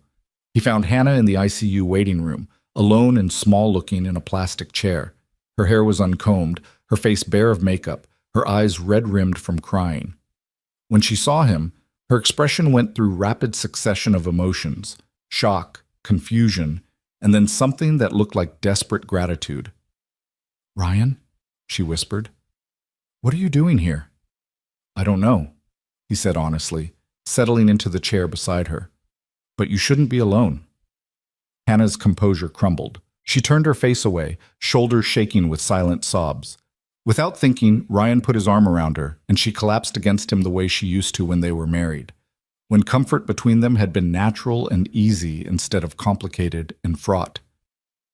She's asking for me, but she's not really there anymore, Hannah said between sobs. She keeps thinking I'm a child. She keeps asking for my father, and he's been dead for 10 years. Ryan held her and let her cry, offering no platitudes because there were none that would help. They sat like that for nearly an hour before a nurse came to tell them Eleanor had stabilized slightly, that Hannah could go in if she wanted. Will you come with me? Hannah asked, and the vulnerability in her voice made it impossible to say no. Eleanor's room was dim and filled with the steady beep of machines. She looked impossibly small in the hospital bed. Her breathing labored despite the oxygen. But when Hannah took her hand, Eleanor's eyes opened. "Hannah," she whispered. "My girl." "I'm here, Mom," Hannah said, her voice breaking. "I'm right here." Eleanor's gaze drifted to Ryan, and for a moment something like recognition flickered. "You take care of my girls," she said, the words slurred but clear enough. "Both my girls." Ryan swallowed hard. "I will," he said, not sure if he was lying or making a promise he didn't fully understand yet. Eleanor smiled, satisfied, and her eyes drifted closed again. They stayed for another 2 hours before the doctor suggested Hannah go home and rest. "She could hold on for days," the doctor said gently. "You need to take care of yourself too." Ryan drove Hannah back to Eleanor's house, neither of them speaking much. The sun was rising by then, painting the sky in shades of pink and gold that felt inappropriately beautiful given the circumstances. "Thank you," Hannah said as they pulled into the driveway. "For coming. For being there. You didn't have to." "I know," Ryan said. Hannah turned to look at him, really look at him, and Ryan saw the question in her eyes. A question about what this meant, about whether this changed anything between them. But he didn't have an answer, so he just nodded and watched her go inside. He picked up Mia from Mrs. Chen's house, endured his daughter's 20 questions about where he'd been, and made it through the day on coffee and determination. That evening, he told Mia that Grandma Eleanor was very sick and might not be with them much longer. "Can we make her a card?" Mia asked, "to tell her we're thinking about her?" So they made a card, Mia coloring rainbows and flowers, while Ryan wrote a message that tried to convey things he didn't quite know how to say. They mailed it that afternoon, and Ryan hoped Eleanor would be lucid enough to see it. She died 2 days later, in the early morning hours, with Hannah holding her hand. The text came at 6 a.m. "She's gone. Peaceful. Thank you for everything." Ryan stared at the message, feeling the weight of it settle in his chest. He'd known it was coming, but knowing didn't make it easier. He thought about Eleanor, her kindness, her warmth, the way she'd welcomed him into her family, and never made him feel like he had to earn his place. He broke the news to Mia over breakfast, and she cried in the uncomplicated way of children who were sad but didn't fully comprehend the permanence of death. "Can we see Mommy?" she asked through her tears. "She must be really, really sad." "Not today," Ryan said gently. "Mommy needs time to take care of things, but we'll see her soon." The funeral was scheduled for the following weekend. Ryan debated whether to attend. He wasn't family anymore, had no official right to be there, but Mia wanted to go, wanted to say goodbye to the grandmother she'd barely known, and Ryan couldn't send her without him. So on a gray Saturday morning, they dressed in dark clothes and drove to the church where Ryan and Hannah had been married 7 years earlier.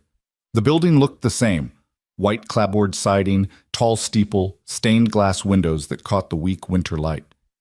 Ryan's hands were sweating on the steering wheel as they pulled into the parking lot. Inside, the church was half full of people Ryan mostly didn't recognize. Eleanor's friends, her colleagues from the library where she'd worked for 30 years, neighbors and community members whose lives she'd touched. Hannah stood near the front, accepting condolences with the hollow-eyed exhaustion of someone running on empty. When she saw Ryan and Mia, something in her expression shifted, became less blank, more present. She crossed to them immediately, crouching down to hug Mia with desperate intensity. "You came," Hannah whispered, looking up at Ryan with wet eyes. "You actually came." "Of course we came," Ryan said, the words coming out gruffer than he intended. The service was simple and moving, full of stories about Eleanor's kindness and generosity. Hannah gave a eulogy that had half the congregation in tears, talking about her mother's strength, her love, her unwavering belief that people deserved second chances. "She never gave up on anyone," Hannah said, her voice wavering but strong. "Even when they gave up on themselves. She taught me that love means holding on even when it's hard, and forgiving even when it seems impossible." Ryan wondered if those words were meant for him, or if he was reading too much into a grieving daughter's tribute to her mother. At the reception afterward, held in the church basement with sandwiches and coffee, Ryan found himself cornered by Hannah's Aunt Margaret, a formidable woman who'd never particularly liked him. So you're back in the picture, Margaret said, her tone making it clear this wasn't a question. I'm here for Mia, Ryan said carefully, and to pay respects to Eleanor. Margaret studied him with sharp eyes. Hannah's been through hell, you know. This isn't the first loss she's dealt with. The comment felt loaded with meaning Ryan didn't fully understand. I know about the postpartum depression, he said. Do you? Margaret challenged. Do you know about the miscarriage before that? The one that sent her spiraling even before Mia was born? Do you know about the family history of depression that made her terrified she'd inherited her own mother's struggles? Ryan felt like the ground had shifted beneath him. What miscarriage? Margaret's expression softened slightly, seeing his genuine confusion. Early on, 6 weeks. She didn't tell you? No, Ryan said, his mind reeling. She never told me. Well, Margaret said, her tone gentler now, that's between you two. But I'm telling you now because if you're going to be in her life again, or in Mia's life with her, you need to understand that Hannah's been fighting battles you don't know about. And maybe if you'd known about them then, things would have been different. She walked away, leaving Ryan standing alone with a cup of bad coffee and a head full of questions. A miscarriage? Before Mia? How had he not known? Had he been that oblivious, that wrapped up in his own world? He found Hannah an hour later, standing alone in the church parking lot, staring at nothing. She looked wrung out, empty, like someone who'd given everything they had and had nothing left. Why didn't you tell me? Ryan asked without preamble. Hannah didn't pretend not to know what he meant. About the miscarriage? Yes. She was quiet for a long moment. Because I blame myself, she finally said. Because I thought if I'd been stronger, healthier, more careful, it wouldn't have happened. And I was afraid you'd blame me too. I wouldn't have, Ryan said, and meant it completely. I know that now, Hannah said. But back then I wasn't thinking clearly. The miscarriage happened, and I fell apart. And then I got pregnant with Mia so quickly afterward that I didn't have time to process any of it. And the whole time I was terrified. Terrified I'd lose her too. Terrified I wasn't strong enough to be a mother. Terrified of everything. You should have told me, Ryan said, but without the anger that would have been there weeks ago. Now it was just sadness, grief for the communication that had failed them both. I should have told you a lot of things, Hannah agreed. But I was drowning, Ryan. And when you're drowning, you can't always see the hand reaching out to save you. They stood in silence, the weight of everything unsaid hanging between them. Finally, Ryan spoke. Mia wants you to come to dinner again. Tomorrow. Nothing fancy, just spaghetti. But she asked, and I think you should come. Hannah's eyes widened. Are you sure? No, Ryan admitted, but I'm asking anyway. A ghost of a smile touched Hannah's lips, the first genuine smile he'd seen from her all day. Then yes, I'd love to. The next evening, Hannah came to dinner, and this time the atmosphere was different. Less tense, more comfortable, as if they'd all agreed to stop fighting against something inevitable.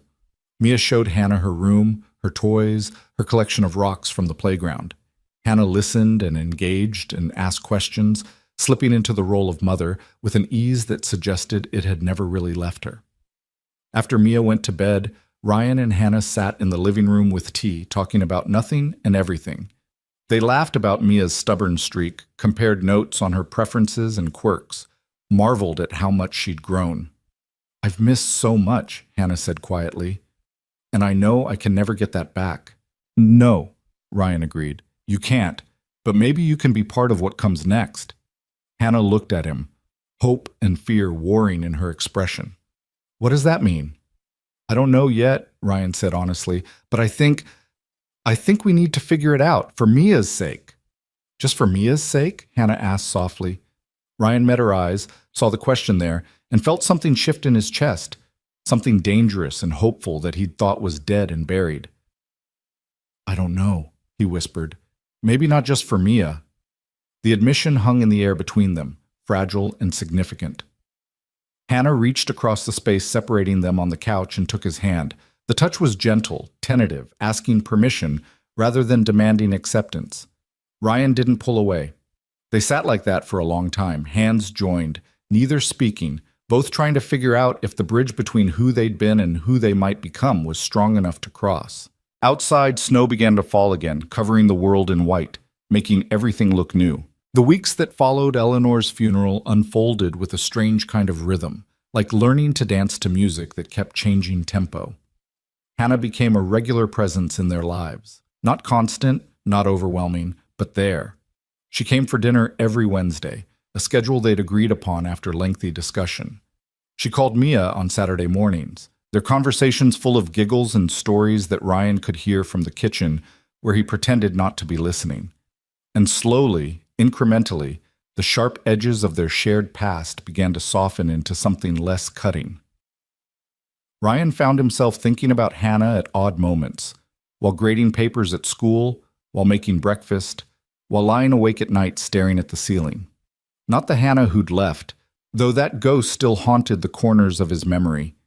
This was a different Hannah, or maybe the same one stripped of the illness that had consumed her. He caught glimpses of the woman he'd fallen in love with 8 years ago, back when they'd been young and stupid and certain that love conquered everything. Turned out love didn't conquer everything, but maybe Ryan was starting to think it could survive more than he'd given it credit for. Sarah visited in mid-January, sweeping into the house with her characteristic energy and immediately demanding a full accounting of everything that had happened since Christmas. Ryan tried to downplay it, but Mia, who had inherited her aunt's tendency toward dramatic storytelling, provided enthusiastic commentary about every visit with Mommy, every phone call, every moment of connection. "So she's just back in your life now," Sarah said later that evening after Mia had gone to bed. They sat at the kitchen table with wine, a replay of countless conversations they'd had over the years. "Just like that." "Not just like that," Ryan corrected. "It's complicated." "Well, everything with you two is complicated," Sarah observed, "but I need to ask, and I need you to be honest with me. Are you falling for her again?" The question landed like a stone in still water, sending ripples through Ryan's carefully maintained composure. "I don't know," he said, which was both true and a cop-out. "Maybe, probably. I'm trying not to." "Why?" Sarah asked, and the question was genuine, not accusatory. "Why are you trying not to?" Ryan stared into his wine glass, watching the liquid catch the light. "Because I remember what it felt like when she left. I remember lying on the bathroom floor at 2 a.m. because Mia was crying, and I didn't know how to help her, and thinking that I couldn't do it, that I wasn't strong enough. And I survived that, Sarah. I came out the other side, but I don't know if I could survive it again." Sarah reached across the table and squeezed his hand. "That's a fair fear," she said gently. "But Ryan, you're not the same person you were 3 years ago. Neither is she. Maybe the question isn't whether you could survive her leaving again. Maybe it's whether you're brave enough to let her stay." The words stayed with Ryan long after Sarah left, echoing through his thoughts like a song he couldn't shake. Was he brave enough? He'd always thought of himself as practical, cautious, someone who learned from mistakes rather than repeating them. But there was Mia to consider. Mia, who blossomed a little more each time she saw her mother, who'd started drawing pictures of 3 people instead of 2, who talked about when Mommy comes with the casual certainty of a child who'd decided how the world should work. And there was Hannah herself, trying so hard, showing up consistently, never pushing for more than Ryan was willing to give. She'd started therapy again after Eleanor's death, and she talked about it openly now, treating her mental health like something to be managed rather than hidden. She'd gotten a part-time job at the library where her mother had worked, organizing estate sales to settle Eleanor's affairs, building a life that was separate from Ryan and Mia, but orbited around them. February brought a cold snap that froze everything solid and kept people indoors. Ryan's school district called a snow day after an ice storm made the roads treacherous, and he found himself home with Mia on a Wednesday, which meant Hannah was supposed to come for dinner, though he'd texted her that morning suggesting they reschedule given the weather. Her response had been immediate. "I have 4-wheel drive and determination, unless you're actually canceling." Ryan had stared at that message for a long time before typing back, "Not canceling, just worried about the roads." "Worried about me," Hannah had written, and even through text he could hear the wonder in those words, as if the idea that he might still care about her safety was something precious and fragile. She arrived at 5:30, stamping snow off her boots and unwinding a scarf from around her neck. Her cheeks were pink from the cold, her hair escaping from under a knit hat, and she looked more alive than Ryan had seen her in years, including the years of their marriage. "The roads are terrible," she announced, accepting the hot chocolate Mia thrust into her hands. "I passed 3 accidents on the way over, but I made it." "You didn't have to risk it," Ryan said, trying to ignore the way his heart had jumped when he'd heard her car pull into the driveway. "We could have done next week." "But I didn't want to wait until next week," Hannah said simply, meeting his eyes over Mia's head. "I look forward to Wednesdays." The admission sat between them, heavy with implications. Mia, oblivious to the undercurrents, dragged Hannah toward the living room to show her the blanket fort she'd constructed, an elaborate structure involving every pillow in the house and most of the kitchen chairs. Dinner was pizza because Ryan had planned to cook, but the snow day had thrown off his schedule. They ate in the blanket fort at Mia's insistence, crowded together in a space meant for a child, their knees bumping and elbows colliding. It should have been awkward. Instead, it felt almost magical. The 3 of them cocooned from the storm outside. Fairy lights from Mia's room strung through the fort's ceiling, creating a warm glow that made everything feel safe and possible. After dinner, Mia insisted on a movie, and somehow Ryan found himself on the couch with Hannah beside him, Mia sprawled across both their laps like a bridge connecting them. The movie was animated and cheerful, something about talking animals on an adventure, but Ryan couldn't have summarized the plot if his life depended on it. His attention kept drifting to Hannah's hand, resting on the couch cushion between them, so close to his own that he could feel the warmth radiating from her skin. Halfway through the movie, Mia fell asleep, her breathing evening out into the soft rhythm of childhood slumber. Ryan looked down at his daughter, then up at Hannah, who was watching Mia with an expression of such tender love that Ryan felt his chest constrict. "She's perfect," Hannah whispered. "Ryan, I look at her, and I can't believe I stayed away as long as I did. I can't believe I let my illness convince me that she was better off without me." "You were sick," Ryan said quietly, repeating the words he'd told himself countless times since Christmas. "Sick people don't make rational decisions." "That's generous of you to say." "It's not generous, it's true." Hannah turned to look at him fully, and the intensity in her gaze made Ryan's breath catch. "You've changed," she said softly. "You're more patient than you used to be, more understanding. Life has been good to you, even though I made it hard." "Life hasn't been good to me," Ryan corrected. "Mia has been good to me. She forced me to become someone worthy of her." "You were always worthy," Hannah said, and now her hand moved, covering his where it rested on the couch. The touch sent electricity through Ryan's nerves, familiar and foreign at once. "I was the one who wasn't worthy. But I'm trying to be. I want to be." Ryan knew he should pull his hand away, should maintain the boundaries they'd carefully established. But he didn't. Instead, he turned his palm up, lacing his fingers through Hannah's, feeling the way they fit together like pieces of a puzzle he'd thought was permanently broken. "Hannah," he said, her name a question and a warning and a plea all at once. "I know," she whispered. "I know we can't rush this. I know I have to earn your trust back.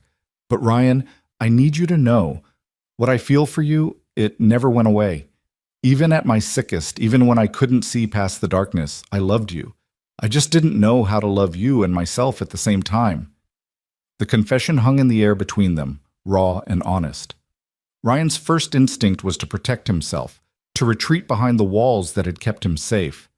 But he thought about Sarah's words, about being brave enough to let Hannah stay. "I'm terrified," Ryan admitted, his voice barely audible over the movie still playing on the TV.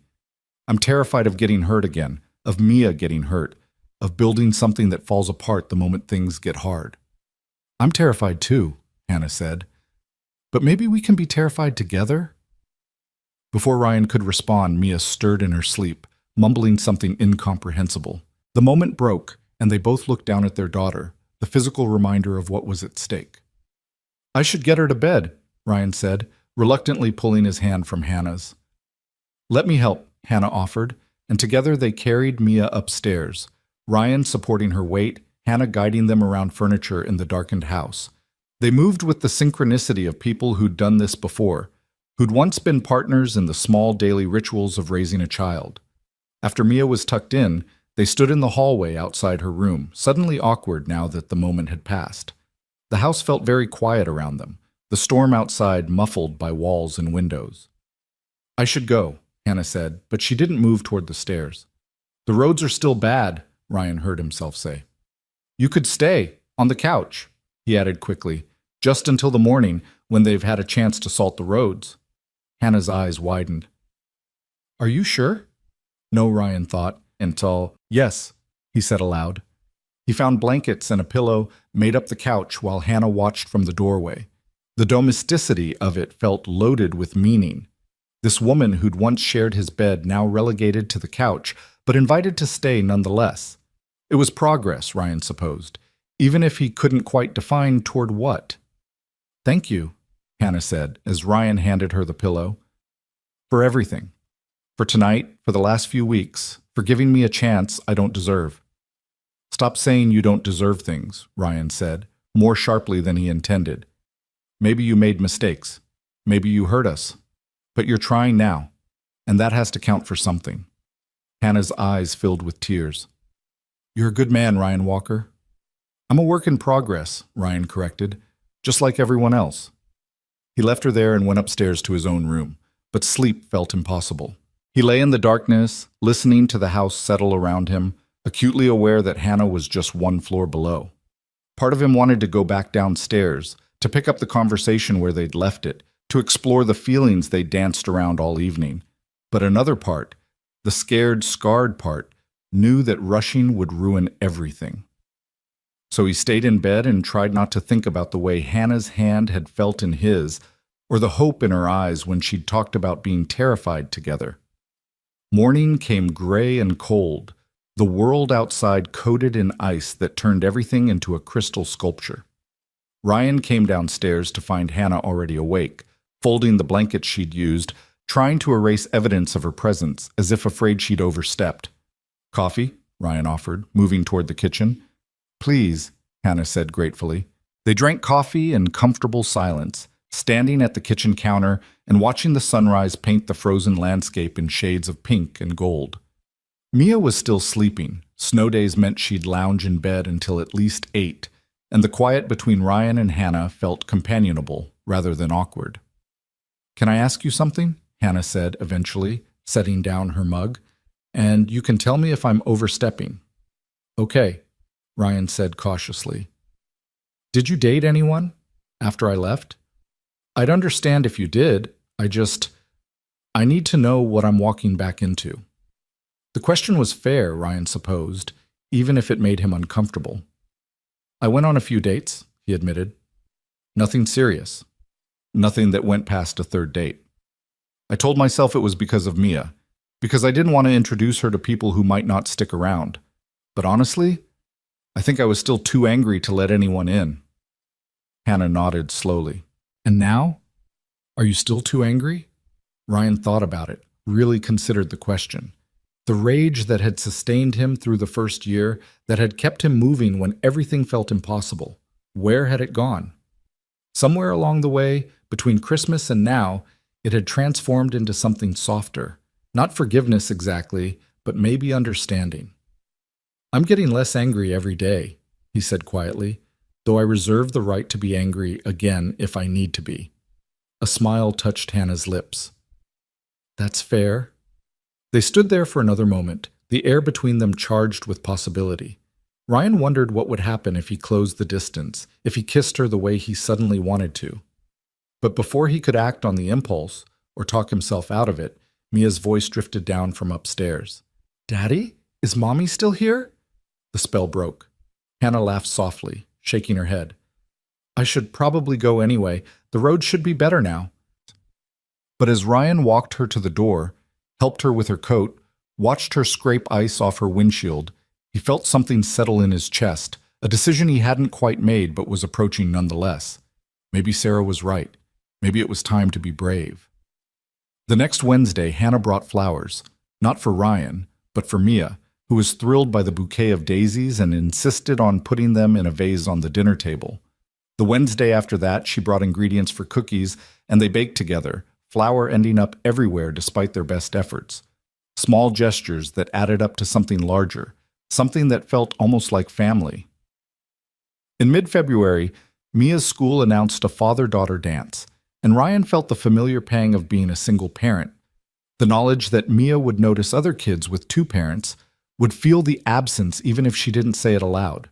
But when he mentioned it casually to Hannah during one of their Wednesday dinners, she surprised him. "What if I took her dress shopping?" Hannah offered tentatively. "Girls need opinions on dresses, and I know I haven't been around much, but if you think it would be okay—" "Yes," Ryan interrupted. "Yes, that would be good. She'd love that." Mia's excitement when they told her was almost overwhelming.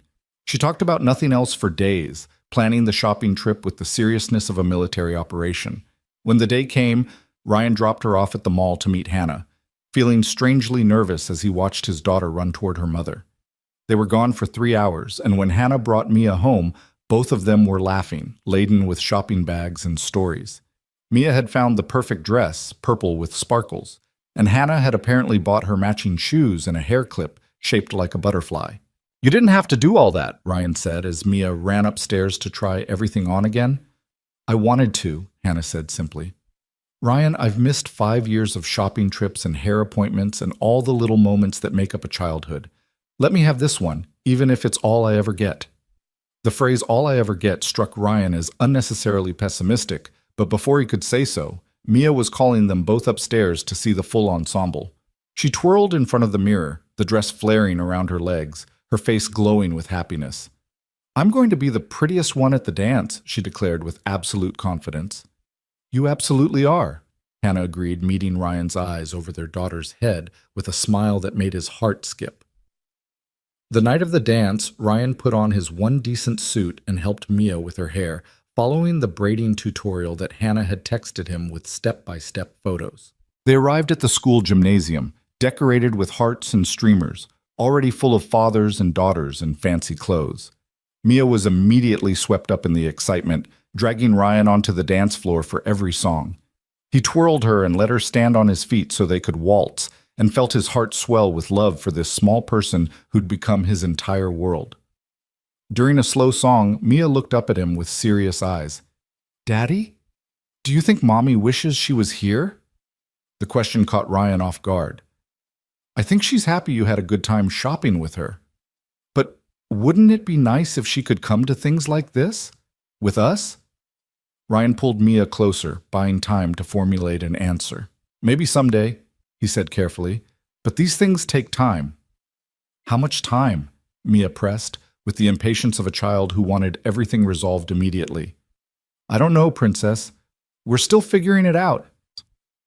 But later that night, after he'd tucked Mia into bed and was cleaning up the kitchen, Ryan found himself pulling out his phone and typing a message to Hannah. "Mia had a great time tonight. Thank you for making the shopping trip special. She asked if you'd want to come to things like this in the future." The response came quickly. "What did you tell her?" Ryan stared at the screen, his thumbs hovering over the keys. Finally, he typed, "I told her maybe someday. But Hannah, I think I meant it." 3 dots appeared, disappeared, appeared again. Then, "Can we talk? Not tonight, but soon? Really talk about what this is and what it could be?" Ryan's heart hammered in his chest. This was it. The moment where they'd have to define things, to decide if they were rebuilding something or just maintaining a cordial co-parenting relationship. The safe choice would be to keep things as they were, undefined and non-threatening. But safe hadn't gotten him much except lonely nights, and a daughter who kept asking when Mommy could come to things. "Yes," he typed back. "Saturday? After Mia's at her friend's birthday party?" "Saturday," Hannah confirmed.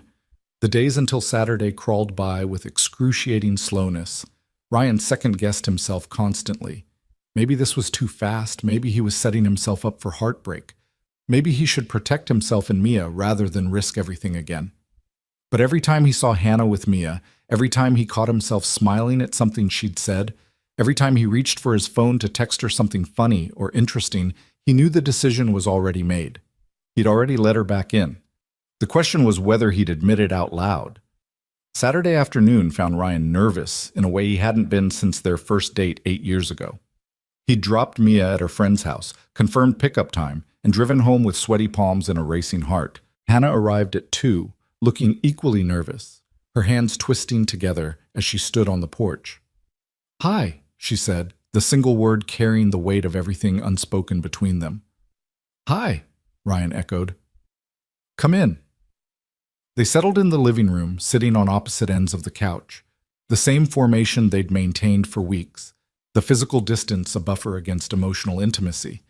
But this time, the distance felt wrong, like they were actors who'd forgotten they were supposed to move closer during this scene. "So," Hannah started, then laughed nervously. "I don't actually know how to begin this conversation."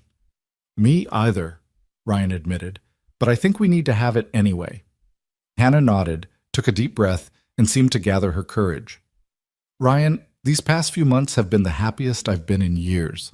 Getting to know Mia again, spending time with you, feeling like maybe I could be part of a family again, it's everything I dreamed about during the years I was gone. But I need to know if it's just about Mia for you, or if there's a possibility that it could be about us too." The directness of the question demanded an equally direct answer. Ryan could hide behind ambiguity, could protect himself with carefully neutral words, or he could be honest. "It stopped being just about Mia weeks ago," Ryan said, watching Hannah's face as he spoke. "Maybe it was never just about Mia, as much as I tried to convince myself otherwise. Hannah, I'm scared. I'm terrified, actually. But I also can't stop thinking about you, about the way you laugh at Mia's jokes, about how you've changed, about whether we could actually make this work." Hannah's eyes were bright with unshed tears. "What would making this work look like to you?" "I don't know," Ryan said honestly. "I know it can't be what it was before. We're different people now. But maybe that's good. Maybe we can build something new, something stronger, something that can survive when things get hard, because things will get hard again." "They will," Hannah agreed. "And I can't promise I won't have bad days or that my depression won't flare up sometimes. But I can promise I'm committed to managing it, to being honest about it, to asking for help when I need it instead of running away." Ryan studied her face, looking for any hint of uncertainty or doubt. He found only fierce determination and tentative hope. "If we do this," he said slowly, "we take it slow. We date like normal people, not like we're picking up where we left off. Mia stays our priority, but we also figure out who we are to each other now, not who we used to be." "I can do slow," Hannah said, and now a smile was breaking through her nervousness. "Ryan, I can do whatever you need. I'm not going anywhere this time." "You can't promise that," Ryan said, but gently. "None of us can promise we'll never leave, but you can promise to try. And maybe that's enough." Hannah slid across the couch, closing the distance between them, and took both of Ryan's hands in hers. "I promise to try," she said solemnly. "Every single day, I promise to try to be worthy of you and Mia. I promise to communicate when things are hard instead of hiding. I promise to fight for this family instead of running from it." Ryan's throat felt tight with emotion. "I promise to try too," he said, "to be patient when I want to be guarded, to trust you when fear tells me not to remember that we're both doing our best, even when our best isn't perfect." They sat there, hands clasped, eyes locked, and Ryan felt the last of his walls crumble. This was it. The leap of faith, the moment of choosing hope over safety. And surprisingly, terrifyingly, wonderfully, it felt right. "Can I kiss you?" Hannah whispered. "I've been wanting to for weeks, but I didn't know if—" Ryan didn't let her finish. He leaned forward and pressed his lips to hers, and it was like coming home and discovering a new country all at once. The kiss was soft, tentative, asking questions and answering them, testing whether this fragile thing between them could bear the weight of their history. When they pulled apart, both of them were smiling through tears. "So we're doing this?" Hannah asked. "We're doing this," Ryan confirmed. And just like that, everything changed, and nothing changed. They were still two broken people trying to build something whole from fragments of the past. But now they were trying together, and that made all the difference. The kiss changed everything and nothing all at once. When Ryan pulled back, searching Hannah's face for confirmation that this was real, that they were really doing this, he found her looking at him with an expression so full of wonder and gratitude that it made his chest ache. They sat there in the quiet of the living room, still holding hands, both processing the magnitude of what they'd just decided.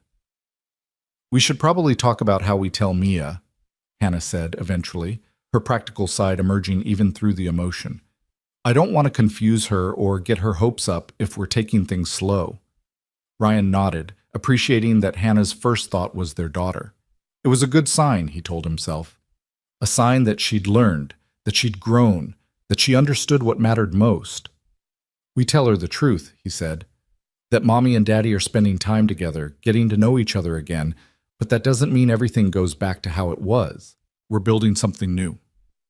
"Do you think she'll understand that?" Hannah asked, uncertainty creeping into her voice.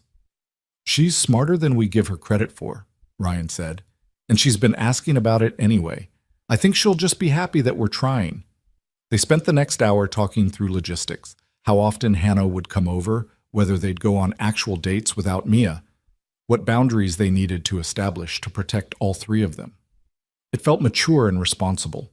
Two people who'd learned from past mistakes trying to build something more solid. But underneath the practical planning, Ryan could feel the current of something else. Hope, attraction, the fragile beginning of trust being rebuilt. When Mia came home from the birthday party, hopped up on cake and friendship, she bounded into the living room and stopped short, seeing her parents sitting closer together than usual. Her eyes went wide, darting between them, and Ryan could practically see the gears turning in her head. "Are you guys having a grown-up talk?" she asked suspiciously. "Actually, yes," Ryan said, pulling Mia onto his lap. "And it's a grown-up talk that includes you, so come here." Hannah shifted slightly, making room in their little circle, and Ryan noticed the way her hand trembled slightly before she clasped it in her lap. She was nervous, he realized. Nervous about Mia's reaction, about whether this would all be too much too fast. "So," Ryan began, glancing at Hannah for support, "you know how you've been asking if Mommy could come to more things with us?" Mia nodded enthusiastically, her curls bouncing. "Like all the time." "Well, Mommy and I have been talking, and we've decided that we want to spend more time together, all three of us, but also sometimes just the two of us, like when grown-ups are dating." Mia's eyes went even wider. "You're dating? Like boyfriend and girlfriend?" Hannah laughed, the sound a little watery. "Something like that, sweetheart. We're taking things slow, getting to know each other again. But yes, we're dating." The squeal that came out of Mia could probably have shattered glass. She launched herself at Hannah, nearly knocking her over, and then bounced back to Ryan to hug him just as fiercely. "This is the best day ever," she announced. "Are you getting married again? Can I be the flower girl? Can we all live together?" "Whoa, hold on," Ryan said, laughing despite himself. "We literally just started dating. We're not talking about marriage or living together. This is going to take time, princess." "How much time?" Mia demanded, echoing her earlier question about forgiveness with the same impatience. "We don't know," Hannah said gently, "but we promise to keep you updated along the way. And Mia? Nothing changes about how much we both love you, okay? Whether we're together or not, you're always going to be the most important person to both of us." Mia seemed to accept this, though Ryan could already see the wheels turning as she planned their future in her head. She chattered non-stop through dinner, already making lists of things they could do as a family, places they should go, activities they should try. Ryan and Hannah exchanged amused glances over her head, both thinking the same thing. They'd created a romantic in the form of a 5-year-old. After Mia finally went to bed, still talking about wedding dresses, even though they'd repeatedly told her they weren't anywhere near that point, Hannah lingered at the door. The goodbye felt weighted with new significance now that they'd named what was between them. "So," Hannah said, a shy smile playing at her lips, "when's our first official date?" "Are Wednesday dinners not dates?" Ryan teased. "Those are family dinners," Hannah corrected. "I want a real date, just us. Somewhere we can talk without worrying about little ears hearing everything." Ryan felt a flutter of nervousness in his stomach, the kind he hadn't experienced since he was a teenager. "Friday?" he suggested. "Sarah said she'd watch Mia anytime I needed her to, and I think she'll be thrilled about this development." Friday is perfect, Hannah said. Then, with a boldness that surprised both of them, she stood on her toes and kissed him again, brief and sweet, but full of promise. Good night, Ryan. Good night, he managed, watching her walk to her car with a smile he couldn't have suppressed if he'd tried. The call to Sarah was exactly as Ryan expected. She answered on the first ring, as if she'd been waiting for news. Tell me everything, she demanded. We're dating, Ryan said, unable to keep the grin out of his voice. Hannah and I, we're officially dating. There was a long pause. And you're sure about this? You're really, truly sure? I'm terrified, Ryan admitted. But yes, I'm sure. Sarah sighed, and Ryan could picture her shaking her head. Then I'm happy for you, you idiot. You deserve happiness, even if you're choosing the most complicated path to get there. When do you need me to watch Mia? Friday night? We're going on our first real date. I'll be there, Sarah promised. And Ryan? For what it's worth, I think you're brave. Stupid, maybe, but brave. Friday arrived with the kind of nervous anticipation that made Ryan change his shirt 3 times and check his hair in the mirror more than any grown man should. He'd made reservations at a quiet Italian restaurant downtown, the kind of place that was romantic without being over the top, intimate without feeling like too much pressure.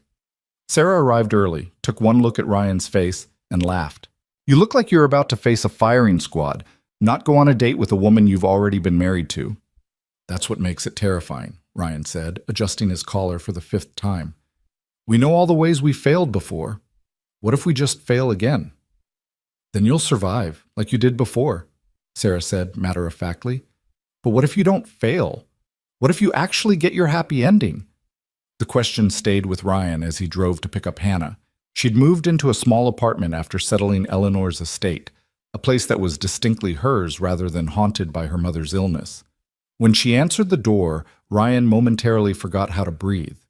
She was wearing a dark blue dress that brought out her eyes, her hair falling in soft waves around her shoulders, and she looked beautiful in a way that made Ryan remember exactly why he'd fallen in love with her in the first place.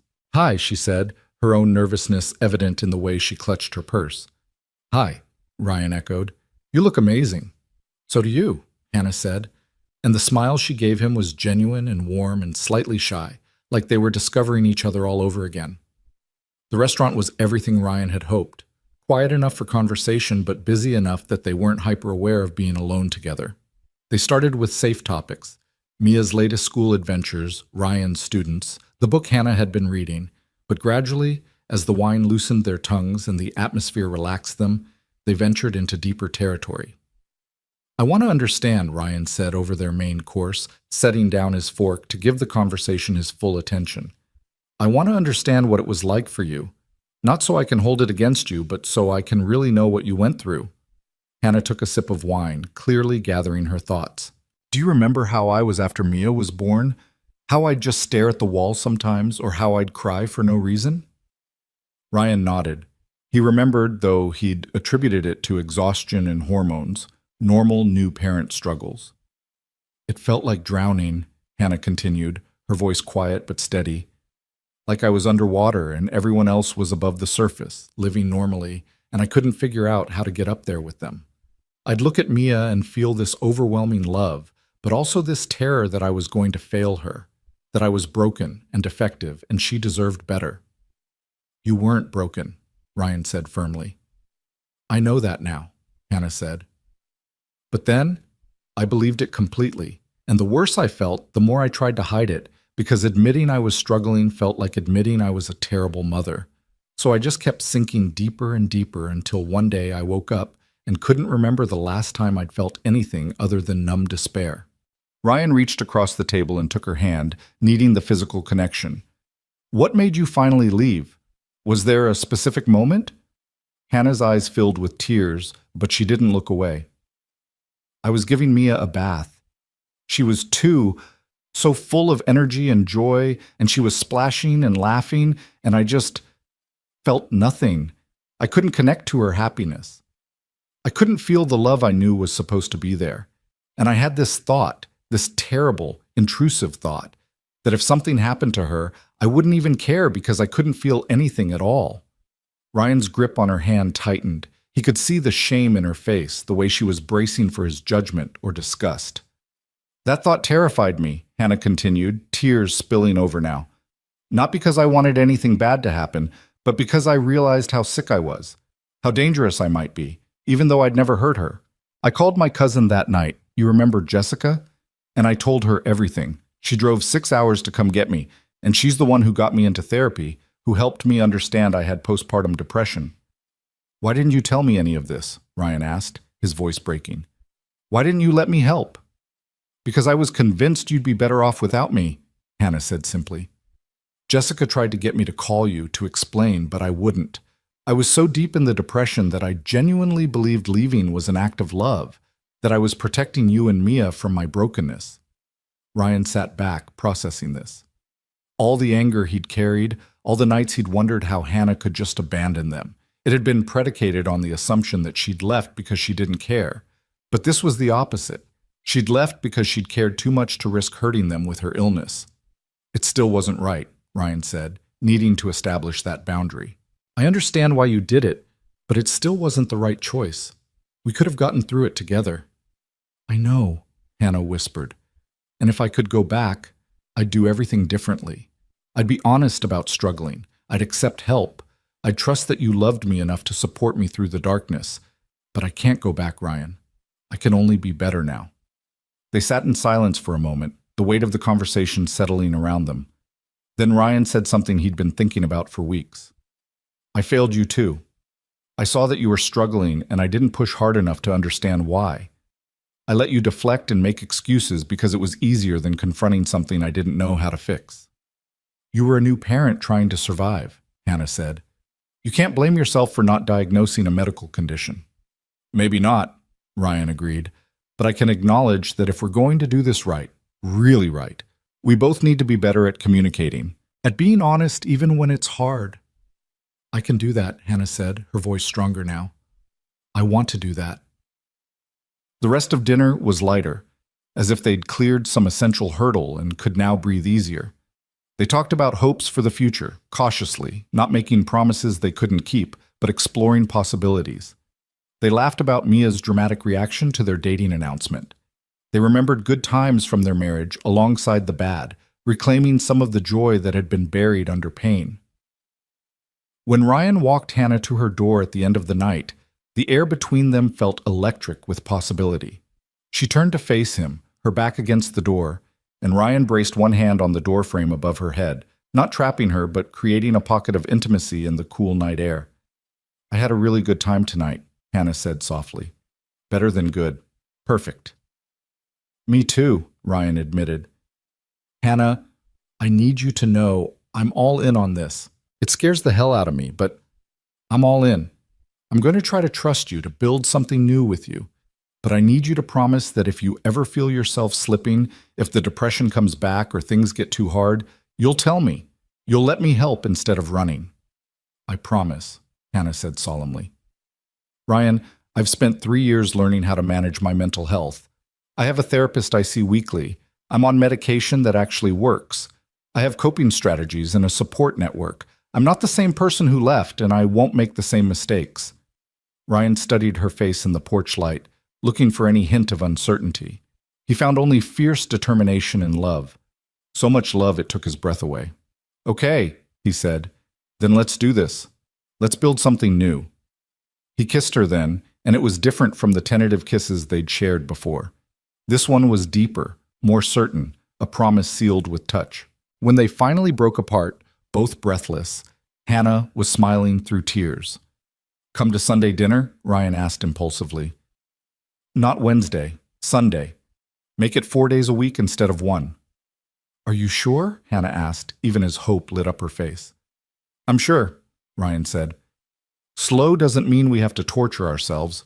It just means we're being thoughtful about how we move forward.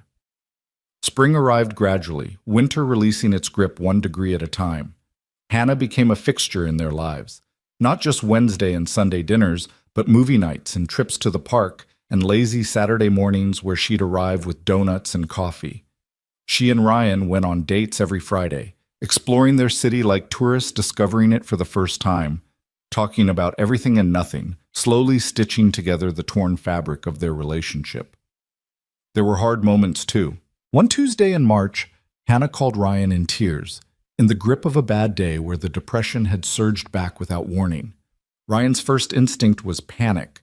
This was it, the moment where she'd run again. But instead, Hannah asked if he could come over, and when he arrived, she let him hold her while she cried and told him about the darkness that sometimes still clawed at her. "I'm not going anywhere, but," Hannah kept saying, like a mantra she needed to repeat. "I'm just having a bad day.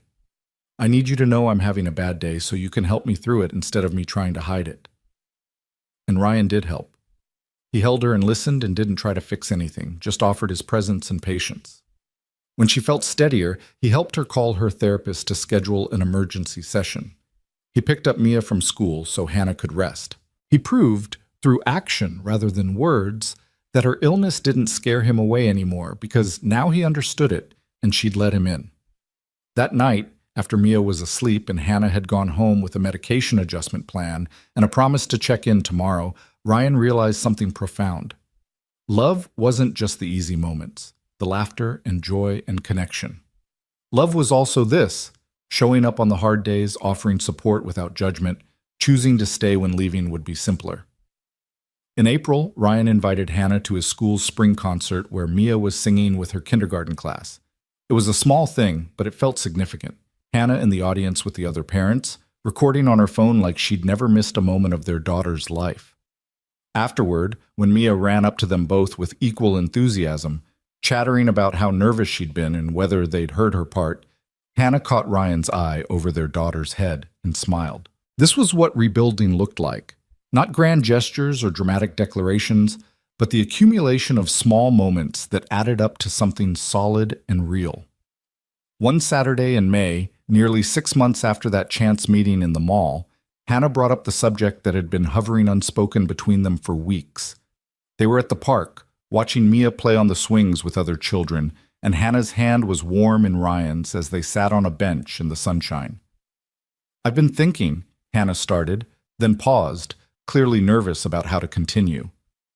"That's dangerous," Ryan teased, trying to lighten whatever heavy thing was coming. Hannah laughed, but pressed on.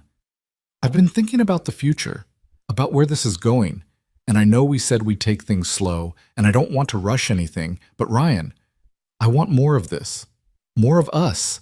More of being a family. I want to wake up in the same house as you and Mia. I want to be there for breakfast and bedtime stories and all the ordinary moments in between." Ryan's heart hammered in his chest. They'd been dancing around this conversation, both wanting it but afraid to voice it first. "Are you saying you want to move in?" "Eventually," Hannah clarified. "Not tomorrow, not even next month. But maybe we could start talking about it. About what that would look like, what boundaries we'd need, how we'd make sure Mia felt secure through the transition." Ryan turned to face her fully, taking both her hands in his. "I want that too," he admitted. "God, Hannah, I've wanted it for weeks, but I was afraid to say it. Afraid you'd think I was moving too fast or that I was being naive." "You're not naive," Hannah said firmly. "You're hopeful, and hope is good. Hope is what's gotten us this far." They talked through the practical details. Hannah would keep her apartment for now as a safety net and a sign they were being thoughtful rather than impulsive. They'd start with Hannah staying over a few nights a week, letting Mia adjust gradually. If things continued to go well, they'd revisit the conversation about actually moving in together in a few months. But underneath the logistics was the real conversation, the one about commitment and trust and whether they believed in their ability to make this work long term. And to Ryan's surprise, he found that he did believe it. Not because the past had been erased or because everything was perfect, but because they'd both changed in the ways that mattered most. When they told Mia about the plan for Hannah to start staying over more, their daughter's reaction was predictably enthusiastic. "Does this mean we're a real family again?" she asked, her blue eyes, so like Hannah's, shining with hope. "We've always been a real family," Ryan said gently. "But yes, we're learning how to be the kind of family that lives together again." "Good," Mia said with satisfaction. "Because I was getting tired of saying goodbye to Mommy all the time." The transition was smoother than Ryan had dared to hope. Hannah fit back into their rhythms as if she'd never left, but with an awareness and gratitude for the privilege of being included. She did bedtime duty with the reverence of someone who'd lost years of it. She made pancakes on Saturday mornings and laughed when Mia critiqued her technique compared to Daddy's. She joined them for school drop-offs and parent-teacher conferences, and all the mundane, beautiful moments that made up a life. There were adjustments, of course, times when Ryan had to remind himself that Hannah's way of doing things wasn't wrong, just different. Moments when Hannah felt like an intruder in a home that Ryan and Mia had built without her, and had to be reminded that she was wanted. But they talked through it all, committed to the communication they'd promised each other. In July, on a humid evening with fireflies lighting up the backyard, Ryan found himself standing at the kitchen window watching Hannah and Mia catch lightning bugs in a jar. Mia's laughter carried through the screen, and Hannah's answering giggle sounded young and free, like the woman Ryan had married before life got complicated. Sarah, visiting for the weekend, came to stand beside him. "You did it," she said quietly. "You actually pulled off the impossible." "What's that?" Ryan asked, though he knew what she meant. "You forgave her, really forgave her. Not the kind of forgiveness that's really just pretending nothing happened, but the kind that acknowledges the pain and chooses love anyway." Ryan watched Hannah lift Mia up so she could reach a higher firefly, their silhouettes dark against the twilight sky. "She made it easy," he said. "She did the work. She showed up. She proved she was different." "You both did the work," Sarah corrected. "Don't sell yourself short. You could have stayed angry forever and no one would have blamed you. Instead, you chose to be brave." That night, after Mia was asleep and Sarah had gone to the guest room, Ryan and Hannah sat on the back porch swing, moving gently in the humid air. Hannah's head rested on Ryan's shoulder, his arm around her waist, and it felt so natural that Ryan could almost forget they'd ever been apart. "I have something I need to say," Hannah said suddenly, sitting up to face him. In the dim porch light, her expression was serious, almost nervous. Ryan's stomach clenched. After months of things going well, he'd been waiting for the other shoe to drop. "Okay," he said carefully. Hannah took a deep breath. "I want you to know that I see what you've done. Not just agreeing to date me or letting me back into Mia's life, but the way you've loved me through my bad days. The way you've chosen to trust me even when it scared you. The way you've made space for me in the life you built without ever making me feel like I was erasing what you and Mia created together." "Hannah," Ryan started, but she held up a hand. "Let me finish," she said. "You would have been completely justified in never forgiving me, in letting me have a relationship with Mia but nothing more. And I would have accepted that, would have been grateful for even that much. But you gave me more. You gave me another chance at love, at family, at being whole. And I need you to know that I will never take that for granted. Not ever." Ryan felt his throat tighten with emotion. "You've earned it," he said roughly. "Every day you've earned it." "I want to keep earning it," Hannah said. "For the rest of my life, I want to keep earning it. Ryan Walker, I know we're taking things slow. I know we're not rushing into anything, but I need you to know, when you're ready, if you're ever ready, I want to marry you again. I want to make vows we actually keep this time. I want to build a life that nothing can tear apart because we've learned how to weather the storms together." The proposal, if that's what it was, caught Ryan completely off guard. His first instinct was to be cautious, to say it was too soon, to protect himself from the vulnerability of saying yes. But then he looked at Hannah's face, saw the hope and fear and love shining there, and realized that caution had gotten him nowhere good. It was courage that had brought them to this porch, this moment, this second chance at happiness.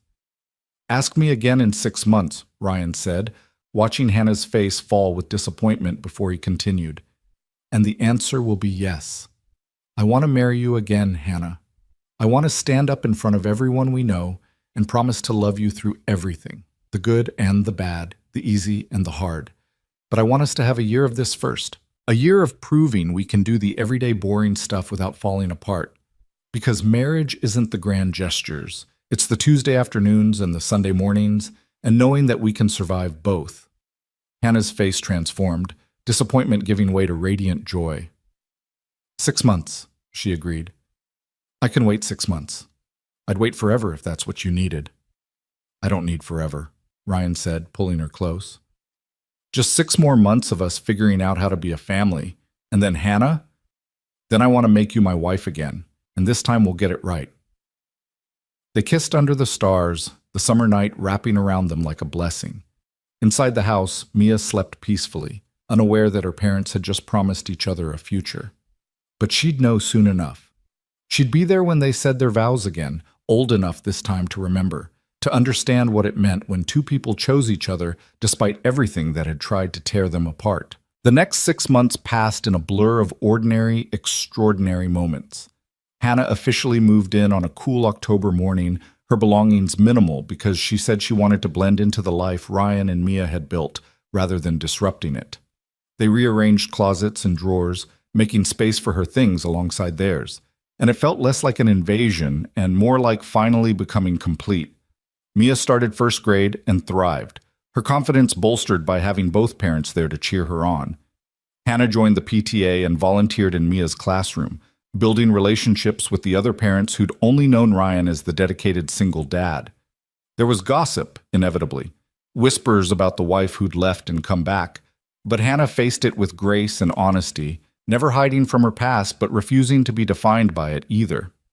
Ryan proposed properly in December, on Christmas Eve, in the same mall food court where they'd run into each other a year earlier. He told Hannah he wanted to go shopping, dragged her to the spot where Mia had first hugged her mother, and dropped to one knee in front of curious shoppers and twinkling Christmas lights. "A year ago in this exact spot, you came back into our lives," Ryan said, his voice steady despite the tears gathering in his eyes. "And I thought it would destroy me. I thought I'd never survive having you close enough to lose again. But Hannah, you didn't destroy me. You rebuilt me. You taught me that love is braver than fear, that forgiveness is stronger than anger, that second chances are real if you're willing to fight for them." He pulled out a ring, not the same one from their first marriage, but something new, something that represented who they'd become rather than who they'd been. "Hannah Foster, will you marry me? Not because we're trying to reclaim the past, but because we're choosing to build a future?" Hannah was crying too hard to speak at first. Finally, she managed a watery, "Yes, yes, yes, yes," and Ryan slipped the ring onto her finger while the crowd around them burst into applause. Mia, who'd been hiding behind a pillar with Sarah filming the whole thing, came running out screaming, "She said yes! Mommy said yes!" as if there'd been any doubt. They got married the following spring, in the same church where they'd buried Eleanor, but with all the sadness replaced by joy. It was a small ceremony, just family and close friends, people who'd supported them through the darkness and deserved to celebrate the light. Mia was the flower girl, resplendent in a dress she'd picked out with Hannah, and she took her duties with deadly seriousness. When Ryan and Hannah exchanged vows, they didn't use the traditional words. Instead, they spoke promises forged in fire. To communicate even when it was hard, to ask for help instead of suffering in silence, to remember that being a family meant showing up on the worst days as well as the best ones. "I promise to love you through the darkness," Hannah said, tears streaming down her face, "and to trust you enough to bring you into that darkness with me instead of facing it alone. I promise to be patient when patience is hard," Ryan said, "and to remember that loving you means accepting all of you, the light and the shadow, the strength and the struggle." When they kissed, sealing vows that meant so much more than the ones they'd spoken 8 years earlier, Mia cheered louder than anyone. At the reception, held in Sarah's backyard under strings of lights that made everything look magical, Ryan found himself standing with Hannah and Mia, the three of them watching people dance and celebrate and toast to their happiness. His arm was around Hannah's waist, her head on his shoulder, Mia pressed against his other side, and Ryan felt something he hadn't felt in years. Complete. Whole. Home. "What are you thinking?" Hannah asked softly. Ryan considered the question. He thought about that Christmas Eve in the mall, about the terror he'd felt seeing Hannah again, about the long, painful journey from anger to understanding to love. He thought about the bad days they'd weathered and the good days they'd celebrated, and all the ordinary days in between that had added up to something extraordinary. "I'm thinking about something Mia said that first night," Ryan admitted. "When you came to Christmas dinner, remember? We were in the living room and she was falling asleep, and she said we were family." "I remember," Hannah whispered, her voice thick with emotion. "She was right," Ryan said simply. "Even when we were broken and scattered and didn't know how to be together, we were still family. We just had to find our way back to each other." Hannah turned to kiss him, a quick press of lips that tasted like tears and champagne and promise. "Thank you," she whispered against his mouth. "Thank you for finding your way back to me." "Thank you for doing the work to be someone worth finding," Ryan replied. Mia, who'd been eavesdropping shamelessly, squeezed between them. "Are you guys being mushy again?" she asked, but she was grinning. "Always," Ryan confirmed, pulling both his girls close. "Get used to it." And there, surrounded by friends and family, with spring flowers blooming and lights twinkling overhead, and the future stretching bright and uncertain before them, Ryan Walker realized something profound. Forgiveness wasn't weakness. Trust wasn't foolishness. And love, real love, the kind that survived loss and pain and 3 years of absence, wasn't about never falling apart. It was about choosing to put the pieces back together, different than before but somehow stronger for having been broken and remade. They'd lost years they could never get back. But they had all the years ahead of them, and that was more than enough. It was everything. As the party continued around them, Ryan looked up at the stars beginning to emerge in the darkening sky. The same stars that had watched them fall apart and now watched them come back together. And he made a silent promise to whatever force had given them this second chance. He wouldn't waste it. He'd cherish every ordinary moment, weather every storm, and love Hannah and Mia with everything he had for as long as he lived. The story that began with a little girl saying 2 words in a mall food court, "We're family," had come full circle. Because Mia had been right all along. They'd always been family. They just needed time, healing, and the courage to fight for each other to remember it. And now, finally, they were home.